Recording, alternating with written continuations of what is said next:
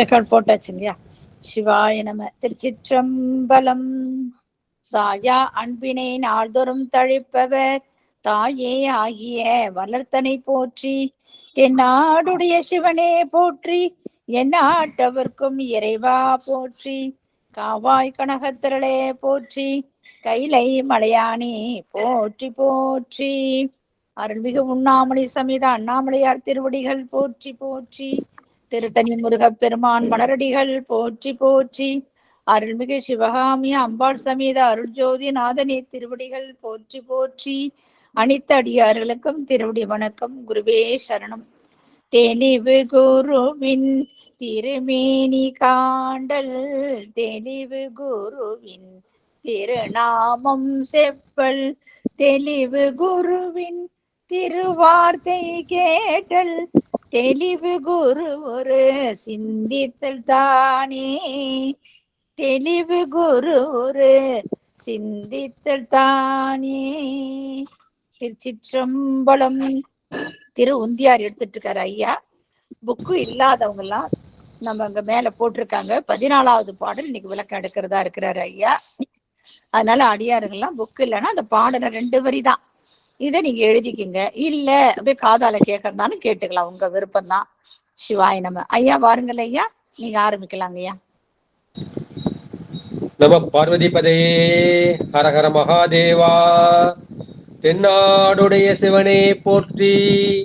எந்நாட்டவர்க்கும் இறைவா போற்றி. காவாய் கனக திரளே போற்றி. கைலை மலையானே போற்றி போற்றி. ஒளியான திருமேனி உமிழ்தானம் மிகமேவும், கலியார வரும் யானை கடல் நாளும் மறவாமல், அலியாலும் மலர்தூவும் அடியார்கள் உளமான, வெளியாகும் வலிதாய வினை கூட நினையாவே. ஒளியர்கோன் வெப்பு ஒலித்த புகழியர்கோன் கடல் போற்றி. ஆலிமிசை கல்மிதப்பில் அணைந்த பிரான் அடி போற்றி. வாலி திருநாவலூர் வன் தொண்டர் பதம் போற்றி. ஒளிமலி திருவாத ஊரர் திரு தாள் போற்றி. மெய்யன்பர்களே, நம்ம எல்லாம் மேய்க்கக்கூடியிருக்கும் தில்லைக்கூத்தனின் திருப்பாதங்களை மனம் மொழி மெய்களால் வணங்கி மகிழ்கின்றேன். சைவத்தையும் தமிழையும் இதுவரை நமக்கு கட்டிக்காத்து கொடுத்து இருக்கும் சைவ மடாதிபதிகளின் பொன்னார் திருவுகளை திக்கு நோக்கி திடனிட்டு வணங்கி மகிழ்கின்றேன். இந்த இணையத்தில் இருந்திருக்கும் அடியார் குடும்பங்களின் திருவடிகளை சிவனடியாக எண்ணி என் சென்னி மீது சூட்டிக்கொண்டு இன்றைய திருவுந்தியார் சிந்தனையை நாம் தொடங்கி தொடர்வோமாக. திருவுந்தியாரில் நாம் இதுவரை 13 பாடல்கள் சிந்தித்திருக்கின்றோம். இன்றைக்கு நாம் பார்க்க வேண்டியது 14வது தலைப்பாகிய அது திருவருளும் குருவருளும். திருவருள் தான் நமக்கு அருள் சக்தி பிரகாசமாக, அருள் சக்தி பிரசாதமாக நமக்கு கிடைக்கின்றது. முதலில் பாடலை பார்க்கலாம். கிடந்த கிளவியை கிள்ளி எழுப்பி உடந்தை உடனே நின்று உந்தி வர, உன்னை கண்டது என்று உந்தி வர.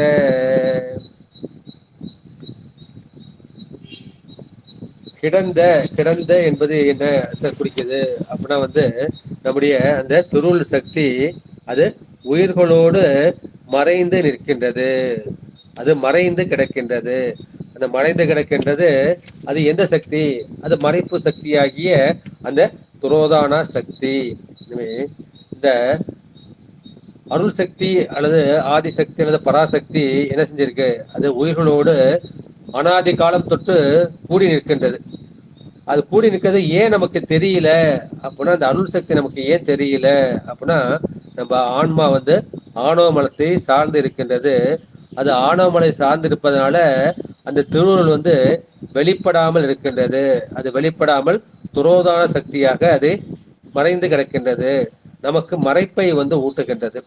அப்ப அந்த மறைப்பு எப்ப நீங்கும்? சிவபெருமான் ஒரு ஞான ஆசிரியனாக, ஒரு குருநாதனாக நம்முடைய அறியாமையாகி அந்த ஆணவ மலத்தை நீக்கியதும் அப்போது என்ன செய்தோம்? அப்போதுதான் திருவருளை காணும் ஆர்வம் நமக்கு ஏற்படுகின்றது. அப்போது நம்முடைய குருநாதர் நமக்கு என்ன செய்வார்? அந்த ஸ்பர்ச தீட்சை, நயன தீட்சை, மானச தீட்சை என்று பல வகையான தீட்சைகளை கொடுப்பார்.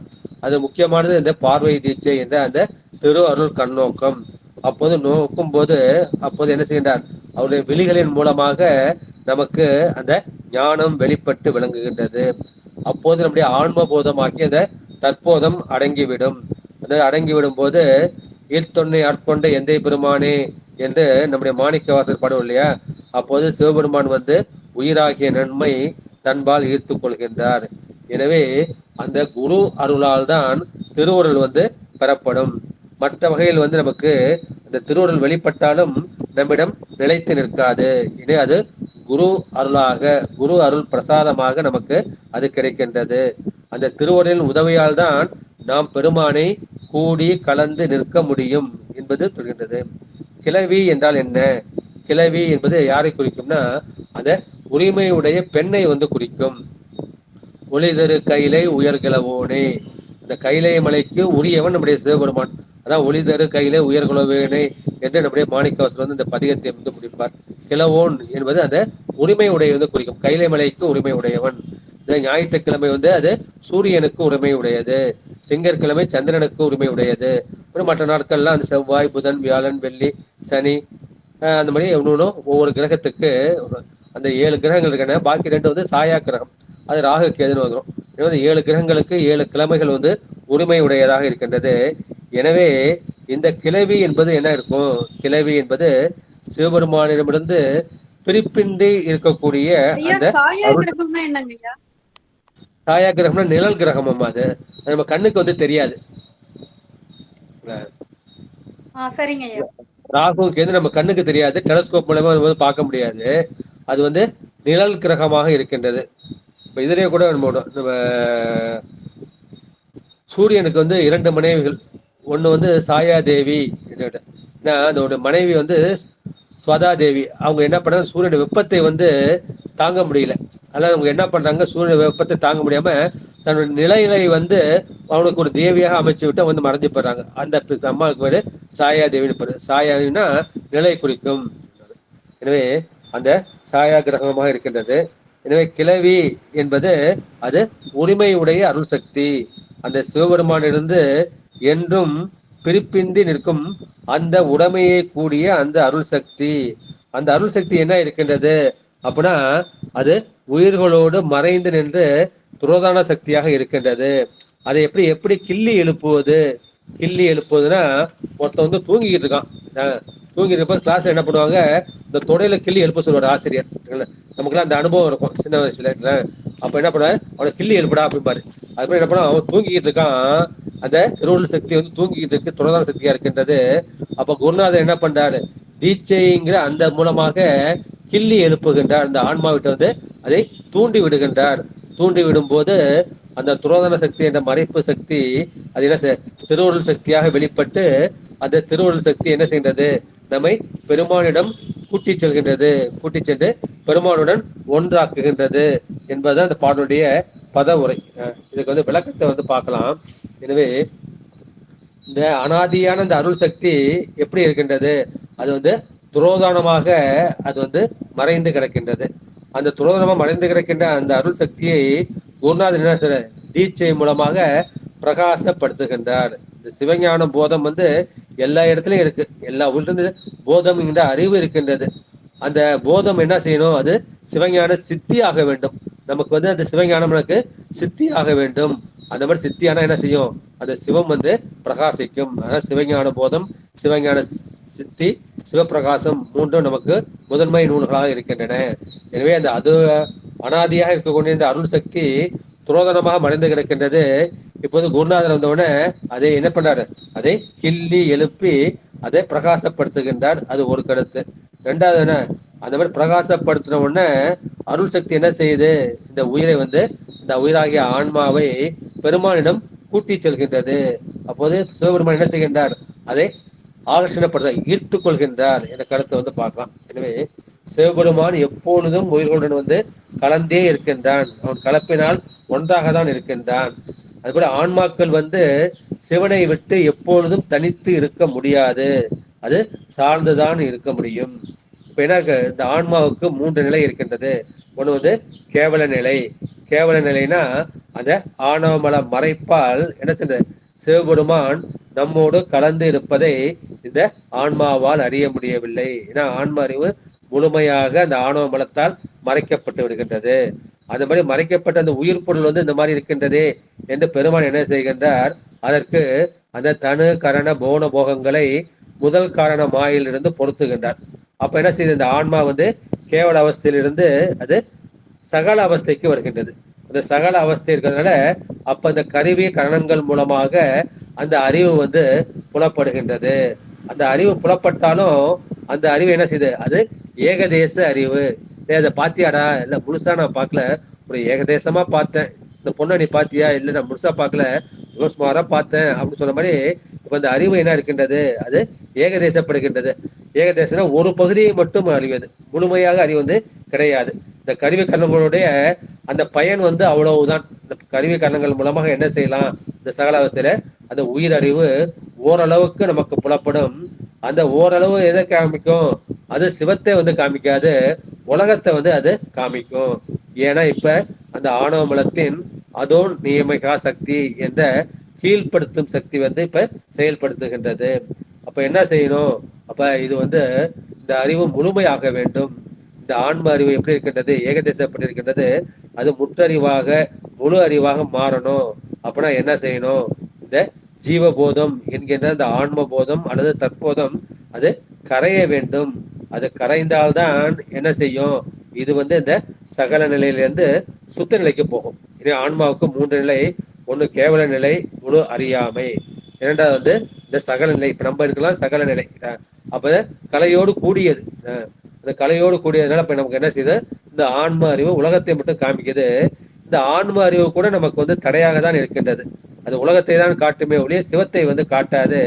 எனவே இந்த ஆன்ம போதம் அல்லது ஜீவபோதம் வந்து கரைய வேண்டும். அது கரைவதற்கு என்ன செய்யணும் அப்படின்னா, இது எப்பொழுதும் சிவனோடு கலந்து இதுதான் இருக்கின்றார். அந்நியம் இன்மையின் அரண்கலல் செல்லுமே என்பது 8ஆம் சூத்திரம். ஐம்புலவிடலின் வளர்ந்தன அயர்ந்து. இப்ப சகலநிலைக்கு வந்துட்டோம். சகலநிலைக்கு நம்ம வந்தோம்னா நமக்கு இந்த மெய்வாய் கண்மூக்கு செவி என்ற அந்த 5 பொறிகளும் 5 புலன்களும் கிடைக்கின்றது. அது கிடைச்ச உடனே என்ன செய்யுது, அது வந்து இந்த வேடர்களை போல இந்த ஆன்ம அறிவை வந்து அலைக்கழிக்கின்றது. இந்த ஆன்ம அறிவை வந்து உலகத்துல போய் அது ஈடுபடுத்துகின்றது. அப்போது என்ன செய்கின்றால், தம்முதல் குருவுமாய் தவத்தினில் உணர்த்த விட்டு. அப்போது சிவபெருமான் வந்து இந்த ஆன்மா பக்குவம் அடைந்து விட்டது என்று அவர் குருநாதராக எழுந்து அதற்கு தவத்தினில், தவத்தின முதல்ல சரியை கொடுப்பார், அப்புறம் கிரியை கொடுப்பார், அப்புறம் யோகத்தை கொடுப்பார். அந்த சரியை கிரியை யோகம் ஆகிய அந்த தவத்தை உணர்த்த விட்டு அப்பதான் என்ன செய்யும், அந்நியம் இன்மையின் அரண்கலல் செல்லுமே. அப்பதான் இந்த ஆன்மா என்ன தெரியும், நம்ம வந்து சிவனை விட்டு நம்ம ஒருபோதும் பிரிந்திருக்கவில்லை, பெருமானும் நம்மை எப்போதும் விட்டு பிரிவது இல்லை, இமைப்பொழுதும் நம்மை விட்டு நீங்காமல் இருக்கின்றான் என்பதை அந்த அந்நியம் இன்மையின் அந்த பிரிவற்ற அத்வ நிலையை அப்பதான் அது அனுபவபூர்வமாக தெரியும். அந்த ஆன்மா அந்த உண்மையை வந்து உணர்கின்றது. அந்த உண்மை உணர்வுக்கு என்ன செய்கின்றது, அந்த குருவின் திருவருள் தான் உபகாரமாக இருக்கின்றது. பெருமான் வந்து எங்கும் நிறைந்தவன். அந்த நிறைவை வந்து என்ன செய்யறோம், நம்ம வியாபகம் என்று சொல்லி இருக்கின்றோம். அந்த வியாபகத்திற்குள் தான் இந்த ஆன்மாவாகிய அந்த உயிர்கள், பல கோடி உயிர்கள், எண்ணற்ற உயிர்கள் எல்லாம் அந்த வியாபகத்துக்கு வந்து அடங்கி கிடக்கின்ற வியாபியம். அந்த வியாபகத்துள் அடங்கி இருப்பதை வந்து வியாபியம் என்று சொல்லியிருக்கின்றார்கள். எனவே அந்த உயிர்களும் வந்து அந்த சிவபெருமானின் வியாபகத்துள் வியாபியமாக கிடக்கின்றது. நான் கேவலத்திலே அந்த கல் போல உணர்ச்சியற்று கிடந்த போது அப்போது பெருமான் என்ன செய்கின்றார், நம்மை வந்து இது சிவகுமாரன் இந்த மாதிரி வேடர்களோடு அலந்தி கிடக்கின்றது என்று அவர் என்ன செய்கின்றார், அதற்கு இந்த கருவி கரணங்களை பூட்டுகின்றார். அந்த கருவி கரணங்களை பூட்டும் போது அப்ப என்ன செய்கின்றது, அவர் வந்து உள்ளிருந்து முதல்ல வந்து வேலை செய்கின்றார். அந்த கலை இருக்கு இல்லையா, அந்த கலை என்ன செய்கின்ற கலை தத்துவம் அந்த ஆன்மாவின் கிரியாசக்தியை தூண்டுகின்றது. கிரியாசக்தியை தூண்டினாதான் செயல்பட முடியும், செயல்பட்டாதான் நல்லது கெட்டது புரியும், அப்பதான் ஞானம் வந்து பயன்படுத்தும். எனவே அந்த ஆற்றலற்று கிடக்கும் அந்த அறிவிற்கு பெருமான் வந்து உள்ளும் புறமும் இருந்து இது தூண்டுதல் செய்ய வேண்டியிருக்கின்றது. ஏன்னா இந்த தத்துவங்கள் எல்லாம் வந்து ஜடப்பொருள், பார்ப்பதற்கு வந்து அறிவு பொருள் போல இந்த உடல் தோன்றுகின்றது. இந்த மெய்வாய் கண்மூக்கு செயல் நமக்கு அறிவு பொருள் போல தூங்குகின்றது. ஆனா தூங்கும் போது ஏதாவது அறிய முடியுதா? அறிய முடியவில்லை. இல்லது இந்த உடல் விட்டு அந்த உயிர் பிரிந்து விட்டது, அவன் இறந்து போய் விட்டான். அப்ப அந்த கண்ணு திறந்திருக்கு. அப்ப அந்த கண்ணால வந்து பார்க்க முடியுமா? கண்ணால பார்க்க முடியாது. ஏன்னா அது வந்து ஜடப்பொருள். எனவே இந்த தத்துவங்கள் எல்லாம் ஜடப்பொருள் இருக்கின்றது. இந்த உயிர் வந்து அறிவு பொருளாக இருந்தாலும் அது அறிவற்ற தன்மையில் கேவலத்தில் கிடக்கின்றது. அப்ப என்ன செய்கின்றது? சகலத்துக்கு அறிவு வரும்போது ஓரளவு இந்த அறிவு கிடைக்கின்றது. அதான் ஏகதேச அறிவு என்று இருக்கின்றார்கள். இது என்னன்னா, இதை முழுமையான அறிவாக்க வேண்டும் என்று இறைவன் வந்து கருணை கொள்கின்றான். எனவே அந்த பெருமான் என்ன செய்கின்றான்? அவன் உயிர்க்கு உயிராக அவன் ஞானமயமாக இருக்கின்றான். இருந்தாலும் அந்த அறிவை வந்து அவன்தான் வந்து இந்த சகல அவஸ்தையில் வெளியே வந்து செலுத்துகின்றான். அந்த மாதிரி பெருமான் வந்து அத உயிரோடு எப்படி கலந்திருக்கின்றான்? இந்த உடலும் உயிரும் போல. இப்ப என் உடம்புல வந்து உயிர் வந்து கலந்திருக்கின்றது. என் உடம்புக்கு தான் வந்து மருதப்பண்ணு பேரு. ஏன்னா மருதப்பண்ணு கூப்பிட்டா நான் வந்து திரும்பி பார்க்கிறேன் அப்படின்னா இந்த உயிர் தான் திரும்பி பார்க்குது. உடம்பால வந்து திரும்பி பார்க்க முடியாது. உடம்பு வந்து ஜடம். ஏன்னா இந்த உயிர் என்ன நினைக்கின்றது? இந்த உடம்பு தான் நானு, இந்த உடம்புக்கு இட்ட பெயர் தான் நானு, இந்த உடம்பு செய்த தொழில் தான் நான்னுட்டு அதோடு வந்து அது தன்னை அடையாளப்படுத்துகின்றது. அந்த அடையாளத்தை வந்து கரைக்க வேண்டும். எனவே அந்த சிவபெருமான் எப்படி இருக்கின்றார்? அந்த உயிர்களோடு உடலும் உயிரும் போல. நான் எப்படி இந்த உடலை வந்து உயிராக கருதுகின்றேனோ அதுபோல இந்த உயிர் என்ன செய்கின்றது? சிவபெருமான் தான் தான் என்று அந்த மாதிரி நினைக்கும் அளவுக்கும் அவன் கலப்பினால் ஒன்றாக இருக்கின்றான். நம்ம ஏற்கனவே பார்த்த கருத்து தான் மறுபடியும் திருப்பி சொன்னா மனசுல பதியும் கருத்துனால. எனவே அவன் என்ன பண்ணுகிறான்? அவன் வந்து உயிரோடு அந்த மாதிரி ஒன்றாக வந்து கலந்து இருக்கின்றான். அப்புறம் இரண்டாவது எப்படி? அவன் வந்து பொருள் தன்மையால் வேறாக இருக்கின்றான். பொருள் தன்மைக்கு உதாரணம் இதெல்லாம் சிவபிரகாசத்தில் சொல்லப்பட்ட அந்த உதாரணம் தான். உடலும் உயிரும் போல, அந்த அருக்கனும் கண்ணொளியும் போல. அப்ப அந்த அருக்கன் ஆகிய சூரியனும் வந்து ஒளி பொருள், காட்டக்கூடிய பொருள்.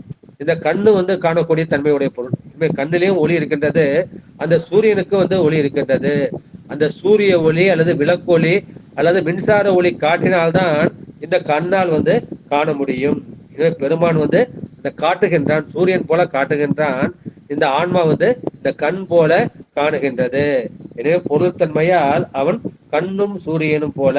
இரண்டும் ஒளி பொருளாக இருந்தாலும், இரண்டும் அறிவு பொருளாக இருந்தாலும் சூரியன் காட்டினால்தான் கண் காட்ட முடியும். எனவே பொருள் தன்மையால் வேறாக இருக்கின்றான். அப்புறம் என்ன செய்கின்றான்? இந்த உயிர்களை வந்து அவன் செலுத்த வேண்டும். என்ன செய்யணும்? இப்ப கண்ணு வந்து பாக்குது. கண்ணு வந்து தானா பார்க்க முடியுமா? அப்புறம் கண்ணு வந்து தானா வந்து பார்க்க முடியாது. கண்ணுக்கு பின்னாடி மனசு இருக்கு. மனசு வந்து கண்ணை செலுத்தணும், இதை பாருட்டு.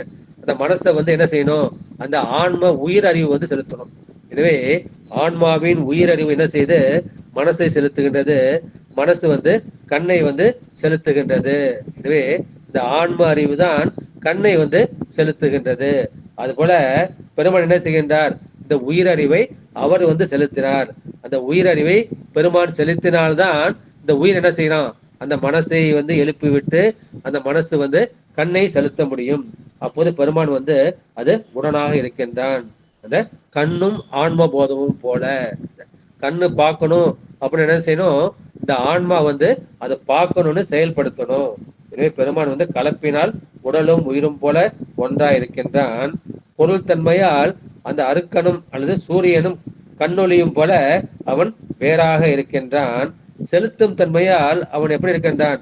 அந்த ஆன்ம போதமும் கண்ணும் போல இருக்கின்றான் என்ற அந்த மூன்று ஓமையை வந்து நம்ம சிவபிரகாசத்துல பார்த்திருக்கோம். இதையெல்லாம் செயல்படுத்துவது எது? அந்த பெருமானின் அந்த சக்தி ரூபம். அந்த சக்தி ரூபம் எப்படி செயல்படும்? இந்த ஆன்மா ஏற்கனவே நிறைய இருவினைகளை செய்திருக்கின்றது. அந்த இருவினைகளுக்கு ஏற்ப என்ன செய்ய அந்த உயிர்கள் வந்து ஐந்தொழில் பட்டும். அந்த ஐந்தொழில் படுத்துவதை பெருமான் செய்யும் போது அவனை நாம் பதி என்று சொல்லுகின்றோம். எனவே அவன் பதி ரூபமாகவும் சக்தி ரூபமாகவும் அவன் அந்த உயிர்களோடு ஒன்றாகவும் வேறாகவும் உடனாகவும் இருக்கின்றான். அவன் எல்லாவற்றிலும் அவன் சுயம் பிரகாசமாக நிற்கின்றான். அந்த மாதிரி என்ன செய்யறான்? இது வாழ்க்கையில அடிபட்டு அடிபட்டு இன்பமும் துன்பமும் மாறி மாறி வரும்போது இந்த ஆன்ம அறிவு வந்து நஞ்சு போயிடும்.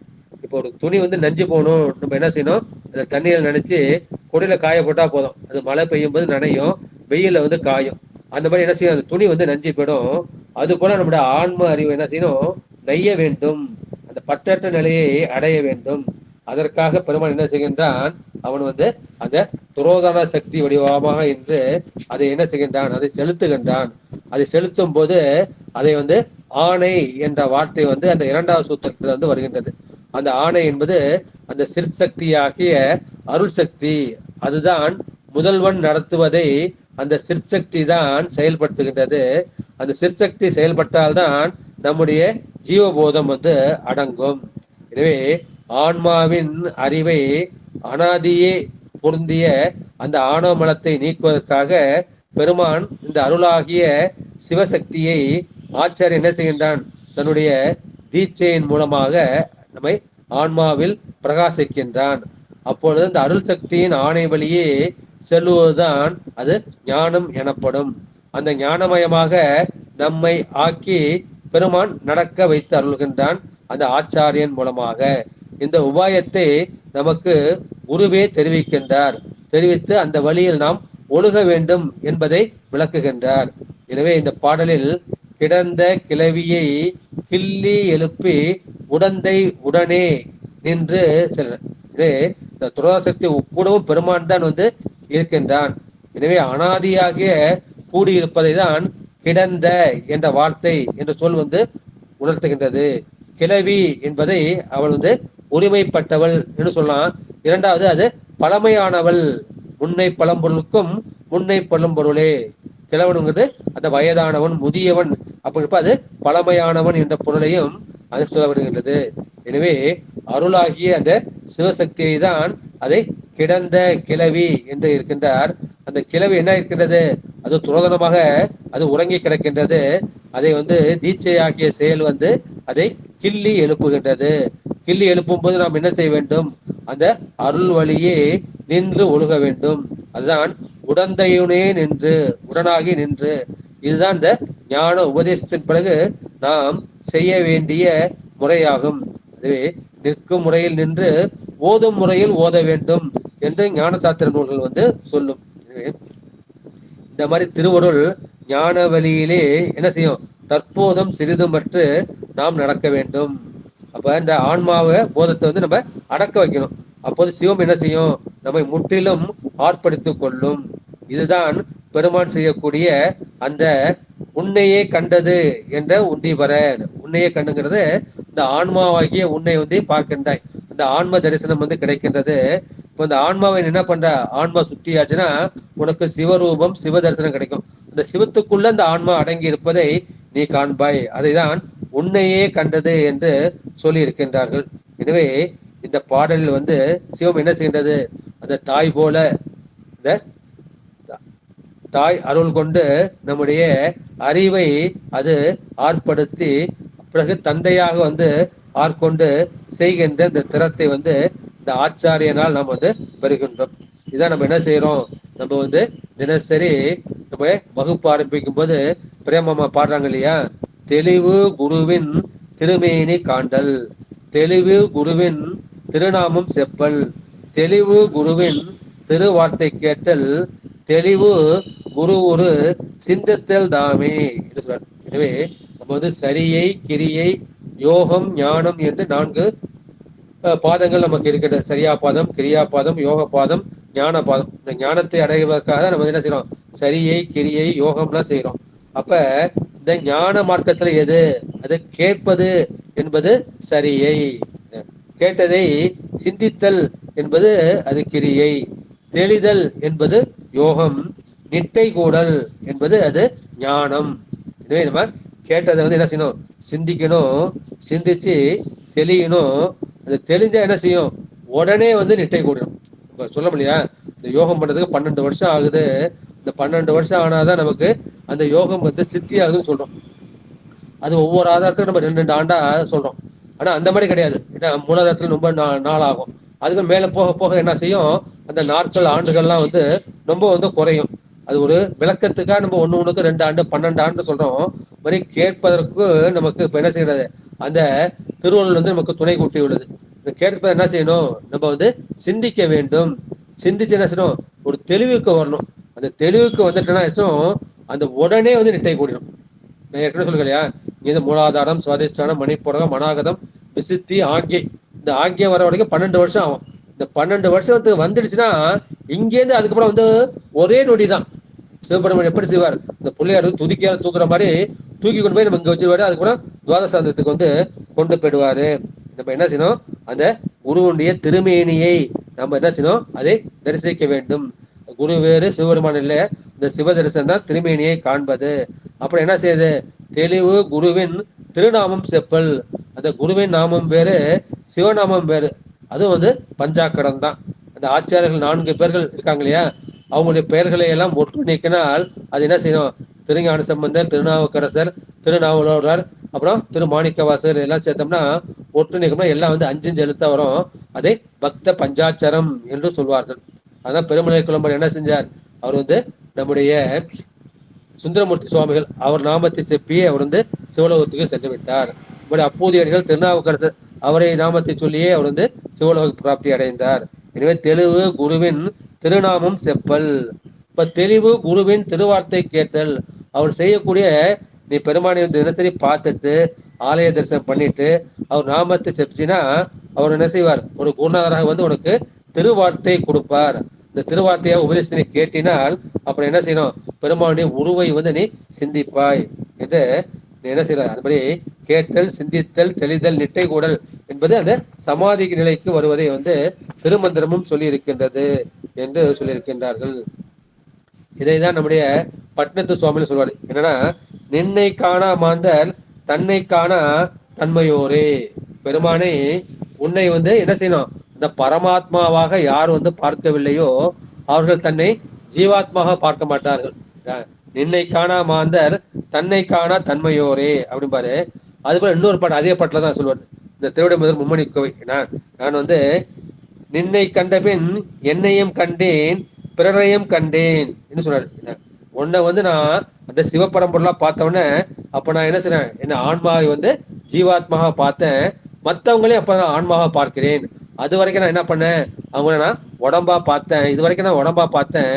இப்ப என்ன பண்ணேன், அவர்களை நான் ஆன்மாவாக பார்க்கின்றேன், என்னையும் ஆன்மாவாக பார்க்கின்றேன்.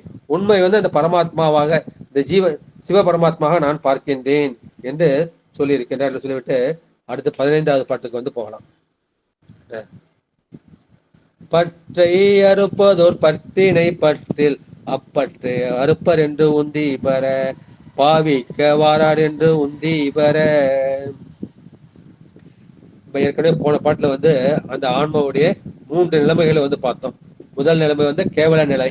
கேவல நிலை வந்து அந்த ஆன்ம அறிவு முழுமையாக மறைக்கப்பட்டது. அந்த நிலையில அந்த ஆன்மாவுக்கு தான் ஒரு அறிவு பொருள், இந்த ஆன்மானு ஒரு பொருள் இருப்பதாக தெரியாது. அந்த ஆன்மாவுக்கு வந்து உதவி செய்யக்கூடிய அந்த சிவத்தையும் தெரியாது. இது கூட பரவாயில்ல, தன்னை மறைத்து கொண்டிருக்கின்ற அந்த ஆணவ மலத்தையும் தெரியாது. எனவே எதையுமே அறியாத அந்த முழு அறியாமையில் வந்து கிடக்கின்றது. ஒரு அறிவு பொருள் வந்து இப்படி போய் மாட்டிக்கிடுச்சு, இருட்டுல போய் மாட்டிக்கிடுச்சு அப்படி பெருமான் என்ன செய்கின்றாரு, அதுக்கு ஒரு கை விளக்கை வந்து கொடுக்கின்றார். அந்த கை விளக்கு தான் இந்த உடம்பு, இந்த தனு கரண போன போகங்கள். அதான் வந்து கருவி கரணங்களை வந்து பெருமான் வந்து அந்த உயிரோடு பூட்டுகின்றார். அந்த உயிரோடு பூட்டும் போது இந்த ஆன்மாவுக்கு என்ன செய்கின்றது, அந்த உயிருக்கு எனது என்னும் புறப்பட்டு வருகின்றது. இது வந்து என்னோட பொம்மை என்னோட பொம்மை எல்லா பொம்மையும் புடுங்கி தான் வச்சுக்கும். இது அண்ணனுக்கு வாங்கினதுமா இல்ல பரவாயில்ல, எனக்கு எனக்குன்ட்டு அந்த குழந்தை என்ன செய்யும், அது வச்சுக்கும். அந்த சின்ன வயசுலயே எனது என்ற அந்த பற்று வந்து விடுகிறது. இந்த பொம்மையை புடுங்கினா அந்த உயிரே போன மாதிரி கீழே விழுந்துக்கிட்டு உதச்சிக்கிட்டு அழுவும். இப்போ முதல்ல வந்து எனது என்னும் புறப்பட்டு வந்து அது வருகின்றது. அந்த எனது என்னும் புறப்பட்டை எடுப்பதற்கு நீ என்ன செய்யணும், அந்த பற்றை எடுப்பதற்கு நீ ஒரு பற்றை பற்ற வேண்டும். ஓர் பற்றினை பற்றில் எதை பற்றணும், அந்த திருவுருள் பற்றை பற்ற வேண்டும். எனவே அந்த பற்றை அறுப்பது ஓர் பற்றினை பற்றில். இந்த உலக பற்றை எனது என்ற அந்த புறப்பற்றை அறுப்பதற்கு நீ திருவுருள் பற்று என்ற அந்த சிவத்தை நீ பற்றி கொள்வதுதான் வழி. அப்பற்றே அறுப்பர் என்று உந்தி பெற. அந்த திருவுருளை நீ பற்றிக்கிட்டீங்கன்னா அது என்ன செய்யும், இந்த உலகப்பற்றை வந்து உனக்கு என்ன செய்யும், அது அறுத்து விடும். பாவிக்க வாரார் என்று உந்தி வர. அப்ப நான் என்ன செய்யும், இந்த ஆன்மா வந்து எனக்கு வந்து ஞானம் கிடைத்து விட்டது, நான் வந்து ஞானி ஆகிவிட்டேன், நான் சிவஞானி ஆகிவிட்டேன் அப்படிங்கிற அந்த நிலைக்கு வந்து அது வந்துடும். ஏன்னா தன்னை வந்து வியாபக பொருளாக பார்க்கும். இந்த உடல்லாம் ஜடப்பொருள் அப்படின்னு நீங்கிடுச்சுன்னா இந்த ஆன்மா எப்படி இருக்கும்? அது ஒளிப்பொருளாக இருக்கும். அந்த ஒளிப்பொருளும் அங்கீகராதபடி எங்கும் பிரகாசமாக இருக்கும்.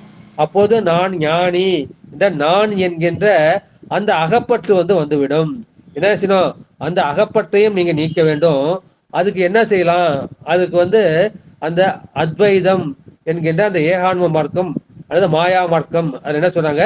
நீங்கள் வந்து பாவிக்க வேண்டும். பாவிக்க வாரார் என்று உந்தியப்பத. நீ பாவனை செஞ்சா உனக்கு அந்த பாவனை வந்து கிடைக்கும். ஆனா அந்த பாவனை வந்து உண்மை கிடையாது, அது வந்து போலி. அதெல்லாம் நீ என்ன பண்ணணும்? அது வந்து அந்த பாவனையை இருக்கக்கூடாது. பெருமானை வந்து பாவித்தல் மூலமாக கிடைக்காது. எனவே நீ திருவருளை பற்றி அந்த திருவருள் அழுந்து நிற்க வேண்டும். அந்த மாதிரி அழுந்து நின்றால் முதலில் பெருமான் என்ன செய்கின்றார்? அந்த எனது என்ற அந்த புறப்பற்றை வந்து அறுத்து விடுகின்றார். அப்புறம் யான் என்னும் அந்த அகப்பற்றையும் அறுத்து விடுகின்றார். அப்போது என்ன செய்யணும்? நான் வந்து சிவபெருமானை கூட வேண்டும், நான் வந்து சிவமாக இருக்கின்றேன், சிவோகம் சிவோகம் அப்படின்னு அந்த சிவோகம் பாவனையில அந்த உயிர் வந்து இருக்கக்கூடாது. அப்ப என்ன செய்யணும்? அப்படின்னா ரெண்டு பொருள் இருக்குது. சிவம்னு ஒண்ணு இருக்கு, ஆன்மா இருக்கு. நான் சிவத்தோடு ஒன்றுகின்றேன், நான் சிவமாக மாறுகின்றேன் என்கின்ற அந்த பாவனை வந்து இருக்கக்கூடாது. அந்த பாவனை என்ன செய்யணும்? அது உண்மையான அனுபவமாக இருக்க வேண்டும். ஏன்னா அதுக்கு நீ என்ன செய்யணும்? சிவபெருமானின் ஆற்றலாகிய அந்த திருவுருளை பற்ற வேண்டும். அப்போது தன்முனைப்பு அல்லது ஈகோ அது என்ன செய்யும்? அது அற்று போய்விடும். அந்த மாதிரி அற்று போகும்போது அந்த பற்று அற்ற அந்த உயிரை திருவுருளாகிய அந்த தாய் வந்து தந்தையாகிய சிவபெருமானிடம் கூட்டி செல்லும், இட்டு செல்லும். அந்த மாதிரி கூட்டி செல்லும் போது இதுக்கு என்ன செய்யும்? அந்த பசுஞானம் வந்துவிடும். பசுஞானம் வந்தபோது நான் தான் சிவம், நான் சிவஞானி என்ற அந்த உணர்வு இருக்கும். ஏன்னா அங்க என்ன இருக்கும்? நான் சிவஞானி, நான் சிவனுக்கு சமானம், அந்த நான் இருக்கின்றது. எனவே அந்த நான் போக வேண்டும். அந்த நான் தான் தற்போதம். எனவே தற்போதமாகிய அந்த உணர்வு இருக்கும் வரையில் இந்த ஆன்மா வந்து சிவத்தை பெற முடியாது. சிவமே பெறும் திரு எய்திற்றிலேன் என்று இதைதான் வந்து திருவாசத்துல வந்து சொல்லுவார். எனவே நம்ம பாவிக்கணும், என்ன செய்யணும்? பாவனை செய்யணும்னா நம்ம வந்து மனசை பயன்படுத்தணும். பெருமானை வந்து மனசால பிடிக்க முடியாது, மொழியால பிடிக்க முடியாது. மனோவாக்கு காயங்களால் பெருமானை பிடிக்க முடியாது. இந்த மனோவாக்கு காயம் இது மூணுமே வந்து கரைய வேண்டும். இதை பெருமானை வந்து என்ன செய்யணும்? பெருமானை நீ பற்ற வேண்டும் என்றால் அந்த பற்றை அறுக்கக்கூடிய, இந்த உலகப்பற்றை அறுக்கக்கூடிய திருவுருள் பற்றை நீ பற்ற வேண்டும். நீ பற்றிட்டா என்ன செய்யும்? அந்த திருவுருள் என்ன செய்யும்? தானாகவே இந்த உலகப்பற்றை வந்து அடுத்து விடும். அது பெருமானை நான் பாவிக்க வேண்டும், நான் சிவமாகின்றேன், நான் சிவோகம் சிவோகம் என்று பாவனை செய்யக்கூடாது. அதை உனக்கு பெருமான் வந்து அனுபவமாக ஆக்குவார் என்று சொல்வார். இதைதான் நம்முடைய திருவள்ளுவர் என்ன சொல்வார்? பற்றுக பற்றற்றான் பற்றினை அப்பற்றை பற்றுக பற்று விடற்கு. ஏற்கனவே சொல்லுவோம், அந்த உயிர் வந்து சார்ந்ததன் வண்ணம், இது எதையாவது சார்ந்துதான் இருக்கணும். நம்ம மூன்று பொருள் பார்த்துக்கோம்: பதி, பசு, பாசம். பதிங்கிறது சிவன், பசுங்கிறது உயிர், பாசம்ங்கிறது இந்த உலக பொருள்கள், அது மாயைன்னு வச்சுங்க. ஆணவம் கண்மம் மாயை. இப்ப இந்த பசு என்ன செய்யுது? பசுக்கு வந்து ரெண்டு நிலை. ஒண்ணு வந்து அந்த ஆணவம் கண்மம் மாயையை சார்ந்து நிற்பது. அந்த ஆணவத்தை சார்ந்திருப்பது கேவல நிலை, அந்த மாயையை கண்மத்தை பற்றி இருப்பது வந்து சகல நிலை. இதுவே என்ன செய்யணும்? அந்த கேவல நிலையிலிருந்து இது சகல நிலைக்கு வந்தாலும் அந்த பாசத்தை தான் பற்றி இருக்கின்றது. அப்ப என்ன செய்யணும்? அந்த பாசத்தை விட்டு இந்த உயிர் என்ன செய்யணும்? இங்க சிவத்தை வந்து பற்ற வேண்டும். அப்ப சிவத்தை பற்றும் போது அது சுத்த நிலை. அதுக்கு நம்ம என்ன செய்யணும்? இதை வந்து எதையாவது சார்ந்துதான் இருக்கும். கொடி இருக்கு, கொடினா எதையாவது ஒரு மேலே ஏற்றி விடணும், இல்லை பந்தல் போடணும். இந்த பந்தல் போல என்ன செய்யும்? பக்கத்துல உள்ள மரமோ ஒரு செடியோ அதை போய் பற்றிக்கிட்டு வளரும். இப்போ பந்தல் போட்டால் அந்த பந்தல்ல போய் வளரும். அதுபோல் நம்ம என்ன செய்யணும்? பற்றுக பற்று விடற்கு. அதுக்கு என்ன பண்ணும்? பற்றுக பற்றற்றான் பற்றினை. பெருமான் ஒருவன் தான் பற்று அற்றவன். அவனுக்கு வந்து அன்பு மட்டும்தான் உண்டு, பற்று ஆகிய அந்த பாசம் வந்து அவனுக்கு கிடையாது. அதனால என்ன செய்யணும்? அந்த பற்றற்ற சிவபெருமானுடைய அந்த பற்றினை நீங்கள் பற்றி கொள்ள வேண்டும். எதுக்காக அந்த பற்றை பற்றி கொள்ள வேண்டும்னா, இந்த உலகப்பற்றை விடுவதற்காக. எனவே பற்றுக பற்றற்றான் பற்றினை, இந்த சிவபெருமானை பற்றி கொள்ளுங்கள். அப்பற்றை பற்றுக எதுக்காக பற்றணும்? பற்று விடற்கு. இந்த உலக பற்றை விடுவதற்கு. இப்ப இந்த பாட்டுக்கு வருவோம். பற்றை அறுப்பதோர் பற்றினை பற்றி. இந்த முதல் உள்ள இந்த பற்று, முதல் உள்ள பற்று எதை குறிக்கும்? அது வந்து எனது என்ற அந்த புறப்பற்றை வந்து குறிக்கும்.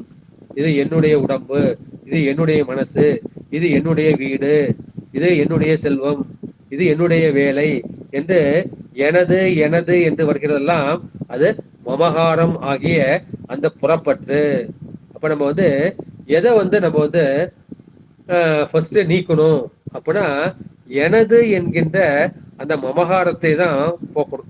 இப்ப என்ன செய்வாரு நம்முடைய வாரியார் சுமையில் வந்து உதாரணம் சொல்றேன். என்னன்னா, நீ வந்து என்ன பண்ணுவ, உடம்புக்கு மேல ஃபர்ஸ்ட் வந்து பனியன் போட்டுக்குவ, இன்னர்ஸ் போட்டுக்குவோம், அதுக்கு மேல வந்து ஷர்ட்டை போட்டுக்குவேன் இல்லை உள்ள போட்டுக்க.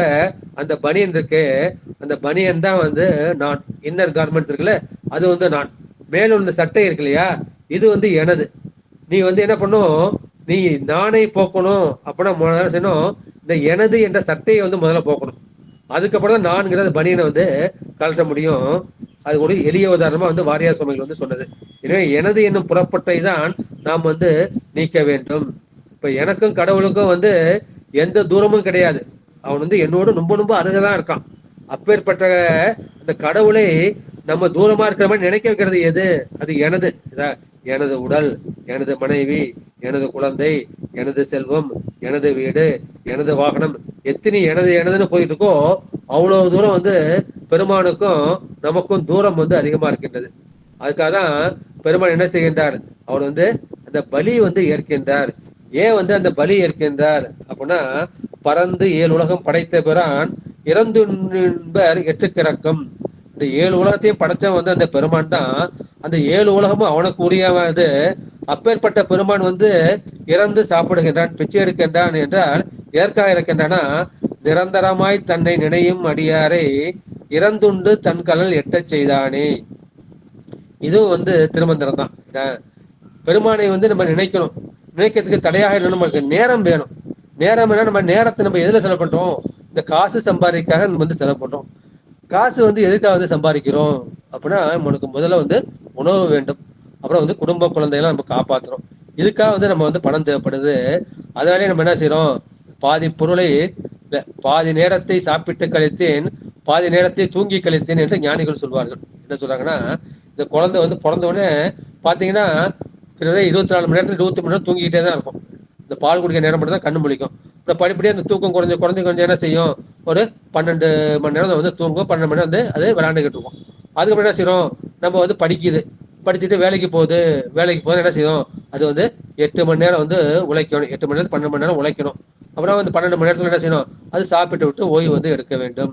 எனவே இந்த 12 மணி நேரம் வந்து சாப்பிட்றது கிடையாது. அந்த சாப்பிட்றதுக்காக நம்ம என்ன செய்யறோம், அந்த பொருளை ஈட்டுவதற்காக நம்ம உழைக்கிறோம் இல்லையா, அதான் பாதி நேரம் சாப்பிட்டு கழித்தேன், பாதி நேரம் தூங்கி கழித்தேன் பல. அதே மாதிரி நேரத்தை வந்து நம்ம விரைய செய்யக்கூடாது. பெருமானை நினைந்து கொண்டே இருக்கும்போது என்ன செய்யணும், பசி வருதா, போய் ஒரு வீட்டில் போய் தாயே பராசக்தி, தாயே ஆதிசக்தி, சிவாய நம்ம அப்படி கை நிட்டா போதும், அவங்க சவர் கூட போறாங்க. அதை வாங்கி அப்படி வாயில போட்டு என்ன செய்வான், அப்படியே பெருமானை நினைச்சுக்கிட்டே இருப்பான். அதுக்காக தான் பெருமான் வந்து அந்த இறந்துண்டு வாழ்வதை வந்து எடுத்துக்காட்டாக சொல்லியிருக்கின்றார்கள். எனவே நம்ம முதலில் அந்த புறப்பற்று, எனது என்னும் புறப்பற்றை அறுப்பது, அது பற்றினை அறுப்பதோர் பற்று. இந்த எல்லாவற்றுக்கும் பற்றுக்கோடாக இருக்கக்கூடிய அந்த திருவருள் தான் பற்றை அறுப்பதோர் பற்று. எனது என்ற அந்த புறப்பற்றை அறுப்பது அந்த திருவருள். அப்பற்றுனா அந்த திருவருளை நான் பற்றி நிற்கின்றேன், நான் என்கின்ற அந்த உயிர் உணர்வு, நான் என்கின்ற அந்த உயிர் உணர்வு, அதான் நான் என்கின்ற அகப்பற்றை வந்து குறிக்கும். பாவித்தல் என்ன, மனதால் கற்பனை செய்து அதை காண முயல்வது. எனவே நமக்கு வந்து துன்பம் வருகின்றது. துன்பம் எதனால் வருகின்றது, புத்தர் சொல்லிட்டார், ஆசையே துன்பத்திற்கு காரணம். எனவே அந்த ஆசையை வந்து நாம் நீக்க வேண்டும். அந்த ஆசையை நீக்க நமக்கு என்ன செய்யும், அந்த துன்பமும் நீங்கும். ஆசை அருமின் ஈசனோடாயினும் ஆசை அருமின். ஆசை படப்பட ஆய்வரும் துன்பங்கள் ஆசை அற ஆனந்தம் தானே. ஆசை அற நமக்கு ஆனந்தம் கிடைக்கும். எனவே நமக்கு அந்த ஆசை தன்மையை தான் இங்கே பற்று என்று சொல்கின்றார்கள். எனவே ஒரு பொருளை நாம் பெற்றுவிட்டோம், பெற்றுவிட்டோம், அதை இழக்கிறதுக்கு மனசு வராது. நம்மை விட்டு அந்த பொருள் நீங்கி விட்டது, இழந்து போய்விட்டோம் என்றால் என்ன செய்யும்? ஐயோ அந்த பொருள் போயிடுச்சு, அந்த பொருள் போயிடுச்சு அப்படின்ட்டு என் பொண்டாட்டி என்னை விட்டு ஓடி போயிட்டாலே, என் பிள்ளைங்க என்ன பார்க்காம இருக்கிறது, அதுதான் பற்று என்று சொல்லப்படும். அதுபோல மெய் உணர்வு தோன்றிவிட்டால் என்ன செய்யும்? அப்ப இந்த பற்று வந்து நீங்கிவிடும். எனவே மெய்யுணர்வு, இந்த மெய்யுணர்வு அதிகாரத்துக்கு பிறகுதான் திருவள்ளுவர் அவா அறுத்தல் என்ற ஆசை அறுத்தலை வந்து வைத்திருக்கின்றார். எனவே நம்ம என்ன செய்யணும்? நம்ம அந்த பட்டை விட்டோம்னா நமக்கு வீடு பேரு கிடைக்கும். இதுதான் நம்மால் சொன்னார், அற்றது பட்டனில் உற்றது வீடு என்று சொல்கின்றார்கள். அந்த பாசம் அற்று போய்விட்டால், பற்று அற்று போய்விட்டால் அப்போதே உனக்கு வீடு எளிதாக கிடைக்கும் என்று சொல்லி இருக்கின்றார்கள். அப்ப என்ன செய்யணும்?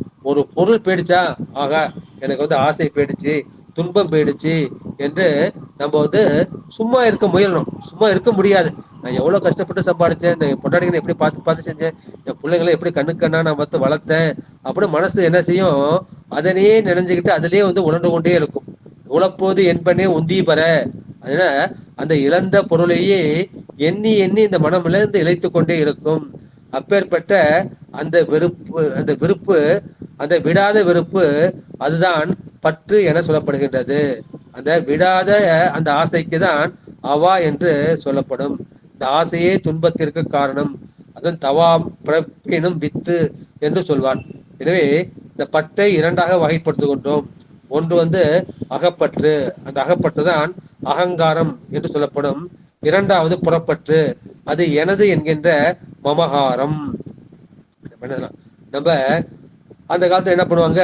அந்த ஈச்ச மரம்லாம் போவாங்க. இந்த ஈச்ச மரத்தை சுத்தி நிறைய முள்புதர்கள் இருக்கும். அந்த முள்புதர்கள் எல்லாம் வெட்டி களைந்தால்தான் நம்ம என்ன செய்யலாம்? அந்த ஈச்ச மரத்துல ஏறி அந்த ஈச்சம்பழத்தை வந்து சாப்பிட முடியும். அந்த காலத்துல அந்த மாதிரி தேர்லாம் வரப்ப அந்த தேர்ல வந்து ஈச்சங்கொலை, தென்னங்கொலை நிறைய கட்டி கொட்ட வச்சிருப்பாங்க. அது போல என்ன செய்யணும்? நம்ம வந்து அந்த சுற்றி உள்ள அந்த புதர்களை சுத்தம் பண்றது போல நம்ம சுற்றி உள்ள அந்த எனது என்கின்ற அந்த புறப்பற்றை இருக்கும். அந்த புறப்பற்றையும் வந்து நம்ம என்ன செய்யணும்? அதை ரெண்டா பிரிக்கணும். புறப்பற்று வந்து ரெண்டு. என்ன? ஒண்ணு வந்து என்னோடு சம்பந்தம் உடைய அந்த உயிர் சார்பு, எனது மனைவி, எனது குழந்தைகள், எனது மாமா, எனது மச்சான் அப்படிங்கிற அந்த உயிர் உள்ள அந்த உயிர் சார்பு. ரெண்டாவது வந்து பொருள் சார்பு. நம்ம வந்து என்னென்ன நம்ம சம்பாதிச்சோமோ, இந்த நிலம், ஆபரணங்கள், இவற்றையெல்லாம் அதை பொருள் சார்பு என்று சொல்றோம். அப்ப அகப்பற்றுனா என்ன? அகப்பற்றுங்கிறது நம்ம என்ன செய்யறோம்? இந்த தன் உயிர் மேல் உள்ள அந்த பற்று. யாருக்கும் வந்து மரணம் வந்தா பயமா தான் இருக்கு. ஐயோ நாளைக்கு நீ செத்துப்படுவேன் அப்படின்னு என்ன செய்வோம்? இப்ப இவ்வளவு சம்பாதிச்சேனே, இவ்வளவு விட்டுட்டு நான் போனதா அப்படிங்கிற அந்த மரணத்தின் மீது விருப்பம் வருவதில்லை, பயம்தான் வந்து வருகின்றது. எனவே அந்த அகப்பற்று, புறப்பற்று, அகப்புறப்பற்று என்று மூன்றாகவும் வந்து சொல்வார்கள். அகப்புறப்பற்று என்பது அகத்தோடும் தொடர்பு கொள்ளும், புறத்தோடும் தொடர்பு கொள்ளக்கூடிய அந்த மனமாகிய பற்று. எனவே அந்த அகப்புறப்பற்று என்பது இருவகை தொடர்பும் கொண்டது. எனவே உடம்பின் மேல் ஒருவருக்கு விருப்பம் இருக்கும். சில பேர் வந்து உடம்பு ரொம்ப அலங்காரம் பண்ணிக்குவாங்க. ரெண்டாவது வந்து புகழ் மேல் வந்து ஆசை இருக்கும். ஆனா அந்த உடம்பு நிலைக்காது. இதெல்லாம் வந்து யாக்கை நிலையாமை என்று சொல்லியிருக்கின்றார். அப்ப அந்த இளமை நிலைக்குமா? அந்த இளமையும் நிலைக்காது. நான் சம்பாதிச்ச பணம் நிலைக்குமா? அந்த செல்வமும் வந்து அது நிலைக்காது. அப்புறம் இந்த உயிர் வந்து நிலையாமைன்னு நம்ம சொல்லணும். உயிர் நிலைமான உயிர் வந்து நிலைத்த பொழுதுதான். ஆனா அந்த உயிர் அறிவு வந்து நிலைச்சு நிற்காது. இந்த நேரத்தில் உள்ள அந்த அறிவு வந்து அடுத்த நேரத்துக்கு வந்து இருக்காது. அது மாறிக்கிட்டே இருக்கும். அந்த உயிர் அறிவும் வந்து நிலையாம இருக்கிற உயிர் நிலையமாயிட்டு நான்கை வந்து நம்முடைய திருமல தேவர் பாதுகார். யாக்கை நிலையாமை, இளமை நிலையாமை, செல்வம் நிலையாமை, உயிர் நிலையாமை, இது எல்லாமே வந்து நிலையற்ற பொருள். இதைதான் நித்திய அனித்திய வஸ்து விவேகம். எது வந்து நித்தியமா என்னைக்கே இருக்குது? அது சிவபரம்பொருள் ஒண்ணுதான் நித்தியமா இருக்கும். அதான் நமக்கு எப்பொழுதும் வந்து உதவி செய்யும். அந்த நித்திய வஸ்துவை நாம் வந்து பற்றுக்கொள்ள வேண்டும். அனித்திய வஸ்துவை, அந்த நிலையற்ற அந்த உடல், இதெல்லாம் நம்ம விட்டுவிட வேண்டும் என்றுதான் எல்லா ஞானிகளும் சொல்லி இருக்கின்றார்கள். பார்த்தோம்னா முதல்ல வந்து வாழ்க்கை துணை சொல்றாரு. வாழ்க்கை துணை சொல்லிட்டு அப்புறம் என்ன செய்யறாரு? மக்கள் பேரு வந்து சொல்கின்றார்கள். மங்களம் என்ப மனைமாட்சி, மற்றதன் நன்கலம் நன்மக்கள் பேரு. அப்ப மனைவிக்காசி அந்த மனைவி இருந்தாதான் வீடு வந்து மங்களமா இருக்கும். அதே நன்மை எது? அது புதல்வர்களை பெறுவது. பெற்றுட்டோம், ஆனாலும் அவங்க மேல என்ன செய்யுது? அந்த பற்று வந்து விட வேண்டும். அது எவ்வாறு பற்று அறுப்பது என்று யாரும் வந்து உபாயம் சொல்லவில்லை. அது நம்முடைய ஞான சாஸ்திரம் மட்டும்தான் என்ன சொன்னாங்க, அது ஒரு உபாயம் வந்து சொல்லியிருக்கின்றது. இந்த ஆன்மா என்ன செய்யும், ஆன்மா எப்போதும் ஒன்றை சார்ந்தே இருக்கும். அதுபோல அந்த மனமும் என்ன செய்யும், ஏதாவது ஒன்றை பற்றி அது நினைத்து கொண்டே இருக்கும். எனவே நம்ம என்ன செய்யும், ஆன்மா வந்து அந்த நித்திய வஸ்துவாகிய அந்த சிவத்தையே பற்றி கொண்டு அது என்ன செய்யும், பரிசுத்த நிலையாகிய அந்த சுத்த நிலையை அது அடைய வேண்டும். அந்த மாதிரி அடைஞ்சா அப்ப என்ன செய்யும், நம்ம வந்து படிப்படியா அந்த 5 பார்த்தோம் இல்லையா, சிவதத்துவம் 5, அந்த 5ல வந்து ஃபர்ஸ்ட் வந்து ஜீவன் முக்தி வந்து நமக்கு கிடைக்கும். ஜீவன் முக்தி நிலைக்கு வந்த அப்புறம் அவனுக்கு வந்து அதிகாரம் இருந்தது அப்படின்னா அந்த அதிகார முக்தி, அது வந்து மகேஸ்வரம் சுத்த வித்தை, அதுல இருக்கக்கூடிய அந்த திருமால், பிரம்மன், இந்திரன், ருத்திரன், அஸ்தீஸ்வரன், வித்யேஸ்வரன், அந்த மாதிரி அதிகாரம் இருக்கும். அப்ப அந்த சுத்த வித்தையும் மகேஸ்வரத்தை தாண்டியாச்சு. அதுக்கு மேல என்ன இருக்கின்றது, அதுக்கு மேல இருக்கிறது வந்து சதாசிவம். அந்த சதாசிவத்தோடு அந்த பதவிக்கு போறப்ப நமக்கு போக முக்தி கிடைக்கும். அத போக சிவன் சொல்லுவோம், இதை வந்து அதிகார சிவன் சொல்லுவோம். அதுக்கு மேல என்ன இருக்கு, அதுக்கு மேல சக்தியும் சிவனும் இருக்கின்றது. அது வந்து லயமுக்தி. அந்த லயமுக்தி, அந்த சிவத்தையும் தாண்டிட்டோம் அப்படின்னா அது பரசிவ வெளி, அங்க பரமுக்தி. எனவே இந்த முக்தி என்ன, ஜீவன் முக்தி, 2வது அதிகார முக்தி, 3வது போக முக்தி, 4வது லயமுக்தி, 5வது பரமுக்தி என்று இந்த 5 வகைப்படும். இந்த 5ஐ வந்து என்ன செய்கிறார்கள், அந்த பரமுக்தி தான் நமக்கு நிர்மல முக்தி. இப்ப கடைசியா அடைய வேண்டியது அதுதான் சாயுஜ்ய முக்தி. பாக்கி எல்லாம் வந்து என்ன செய்யற, அந்த பத முக்தி ஆகும். எனவே இந்த ஜீவத்தன்மை பெற்றா அது ஜீவன் முக்தி. ஆனா என்ன செய்யறோம், அதிகாரத்து மேல இருக்கு. நான் வந்து பிரம்மனா இருந்து படைக்கணும், திருமலா இருந்து காக்கணும், ருத்ரா இருந்து ஒடுக்கணும், அந்த மாதிரி இருந்தா அது வந்து அதிகார முக்தி. அதிகார முக்தி தாண்டப்ப என்ன செய்யறோம், அப்போ வந்து எனக்கு இகபோகம் வேண்டும், பரபோகம் வேண்டும் அப்படின்னா அது போக முக்தி. அந்த போக முக்தியை தாண்ட என்ன செய்யறோம், அப்ப நமக்கு அந்த ஆணவ மலம், மாயாமலம், கர்ம மலம், அது 3மே நீங்கி போயிடும். அப்போது அது லயமுக்தி. இந்த லயமுக்திக்கு தாண்ட அதுக்கப்புறம் பரமுக்தி ஆகிய அந்த சாயுஜ்ய முக்தி. இது வரைக்கும் பதமுக்தி பரமுக்தின்னு பார்த்தோம். இப்ப வந்து இதை 5 வகை முக்தி ஆகிய இவர் வந்து இந்த மாதிரி சொல்லியிருக்கின்றார்கள். எனவே நம்ம வந்து முதல்ல பாசப்பட்டை நீக்க வேண்டும், அடுத்து பாசத்தை வந்து நீக்க வேண்டும். எனவே இந்த பாசம் நீக்கினாலும் அந்த பற்று வந்து நமக்கு இருக்கக்கூடாது. அந்த பற்றை வந்து நாம் விட வேண்டும். எனவே சிவனை பற்றி நின்றால்தான் நமக்கு சிவப்பேறு கிடைக்கும், வீடு பேறு கிடைக்கும். அப்போதான் பெருமான் எப்படி இருக்கின்றார், நமக்கு வந்து அருந்துணைவனாக இருக்கின்றார். அதான் திருத்தாண்டகத்தில் சொல்வார், பொருந்தனை மேல் வரும் பயனை போக மாற்றி. போக மாற்றினா அந்த நீக்கத்தை, பற்று நீக்கத்தை வந்து அந்த இடத்துல சொல்லியிருக்கின்றார். அப்போது சிவன் என்ன செய்யும், சிவம் வந்து எவன் வந்து தன்னை பற்றி நிற்கின்றானோ அந்த ஆன்மாவின் அறிவில் அது பிரிப்பின்றி விளங்கி தோன்றும். இதுதான் வந்து பரமுக்தி என்கின்ற சாயுஜ்ய முக்தி. சிவகம் பாவனை நம்மளும் சொல்லதான் செய்யறோம். ஆனா நம்ம சொல்றது என்ன செய்யறது, சிவத்தை வந்து நம்ம அனுபவத்தில் அடைய வேண்டும். இதைதான் வந்து பொது நோக்கி தனை நினைய வல்லார் தம்மை. இந்த பொதுத்தன்மை, இந்த தடத்தலக்கெல்லாம் நீக்கிட்டு சொரூப லக்கணத்துக்கு போயிடணும். அந்த சொரூப லக்கணத்துல பெருமானை வந்து நாம் நினைக்க வேண்டும் என்பது விளக்கம். இதற்காக வந்து ஒரு திருக்குறள், ஆறா இயற்கை அவா நிற்பின் அந்நிலையே பேரா இயற்கை தரும். இந்த அவா என்பது உயிருக்கு இயற்கையாக இருக்கின்றது, அது ஆறாமல் நீங்காமல் இருக்கின்றது. அந்த அவா நீத்தால் அந்த நிலையே பேரா இயற்கை தரும். அந்த சிவனுடைய உண்மைத்தன்மை, இயற்கை உணர்வின் ஆதல் என்ற அந்த தன்மையை கொடுக்கும் என்று சொல்லியிருக்கின்றார்கள். இதற்கு எடுத்துக்காட்டா 2 திருமந்திரம் இருக்கு. தலைக்கின்ற செந்தலில் தன்மலர் கொம்பில், கொம்புனா இந்த மரத்தோட கிளை, அதுல வந்து ஒரு செந்தலில் ஒரு தளிர் வந்து தலைக்கின்றது. இழைக்கின்றதெல்லாம் இறக்க கண்டும். இப்ப என்ன செய்கின்றது, கோடை காலம் வந்துருச்சு, அப்ப அந்த இலையெல்லாம் வாடி வாடி உதிர்ந்து போகுது. இறக்கின்ற கண்டும் பிழைப்பின்றி எம்பெருமான் அடியேத்தார். இது போல்தான் நம்முடைய வாழ்க்கையும் சரி, நம்முடைய உடம்பும் சரி, நம்முடைய பொருளும் சரி, இளமை சரி, எல்லாம் படிப்படியாக அது குறைந்து கொண்டே நீங்கி போய்விடும் என்பதை நீ அறியாமல் அது என்ன செய்ய பெருமானடி ஏத்தார், பெருமானுடைய அந்த அடியை ஏத்தார்கள் அழைக்கின்ற போதறி யார் வாழ்தமே. அப்ப என்ன சார், ஆயுள் முடிஞ்சு போச்சு, பிராணத்தகம் முடிஞ்சு போச்சு. அப்ப யமன் வந்து கூப்பிடுறான். யமன் வந்து கூப்பிடுறான், நீ வந்து என்ன பண்ணுவப்பா அப்படின்னு நம்முடைய திருமல தேவனார் காக்கின்றார்.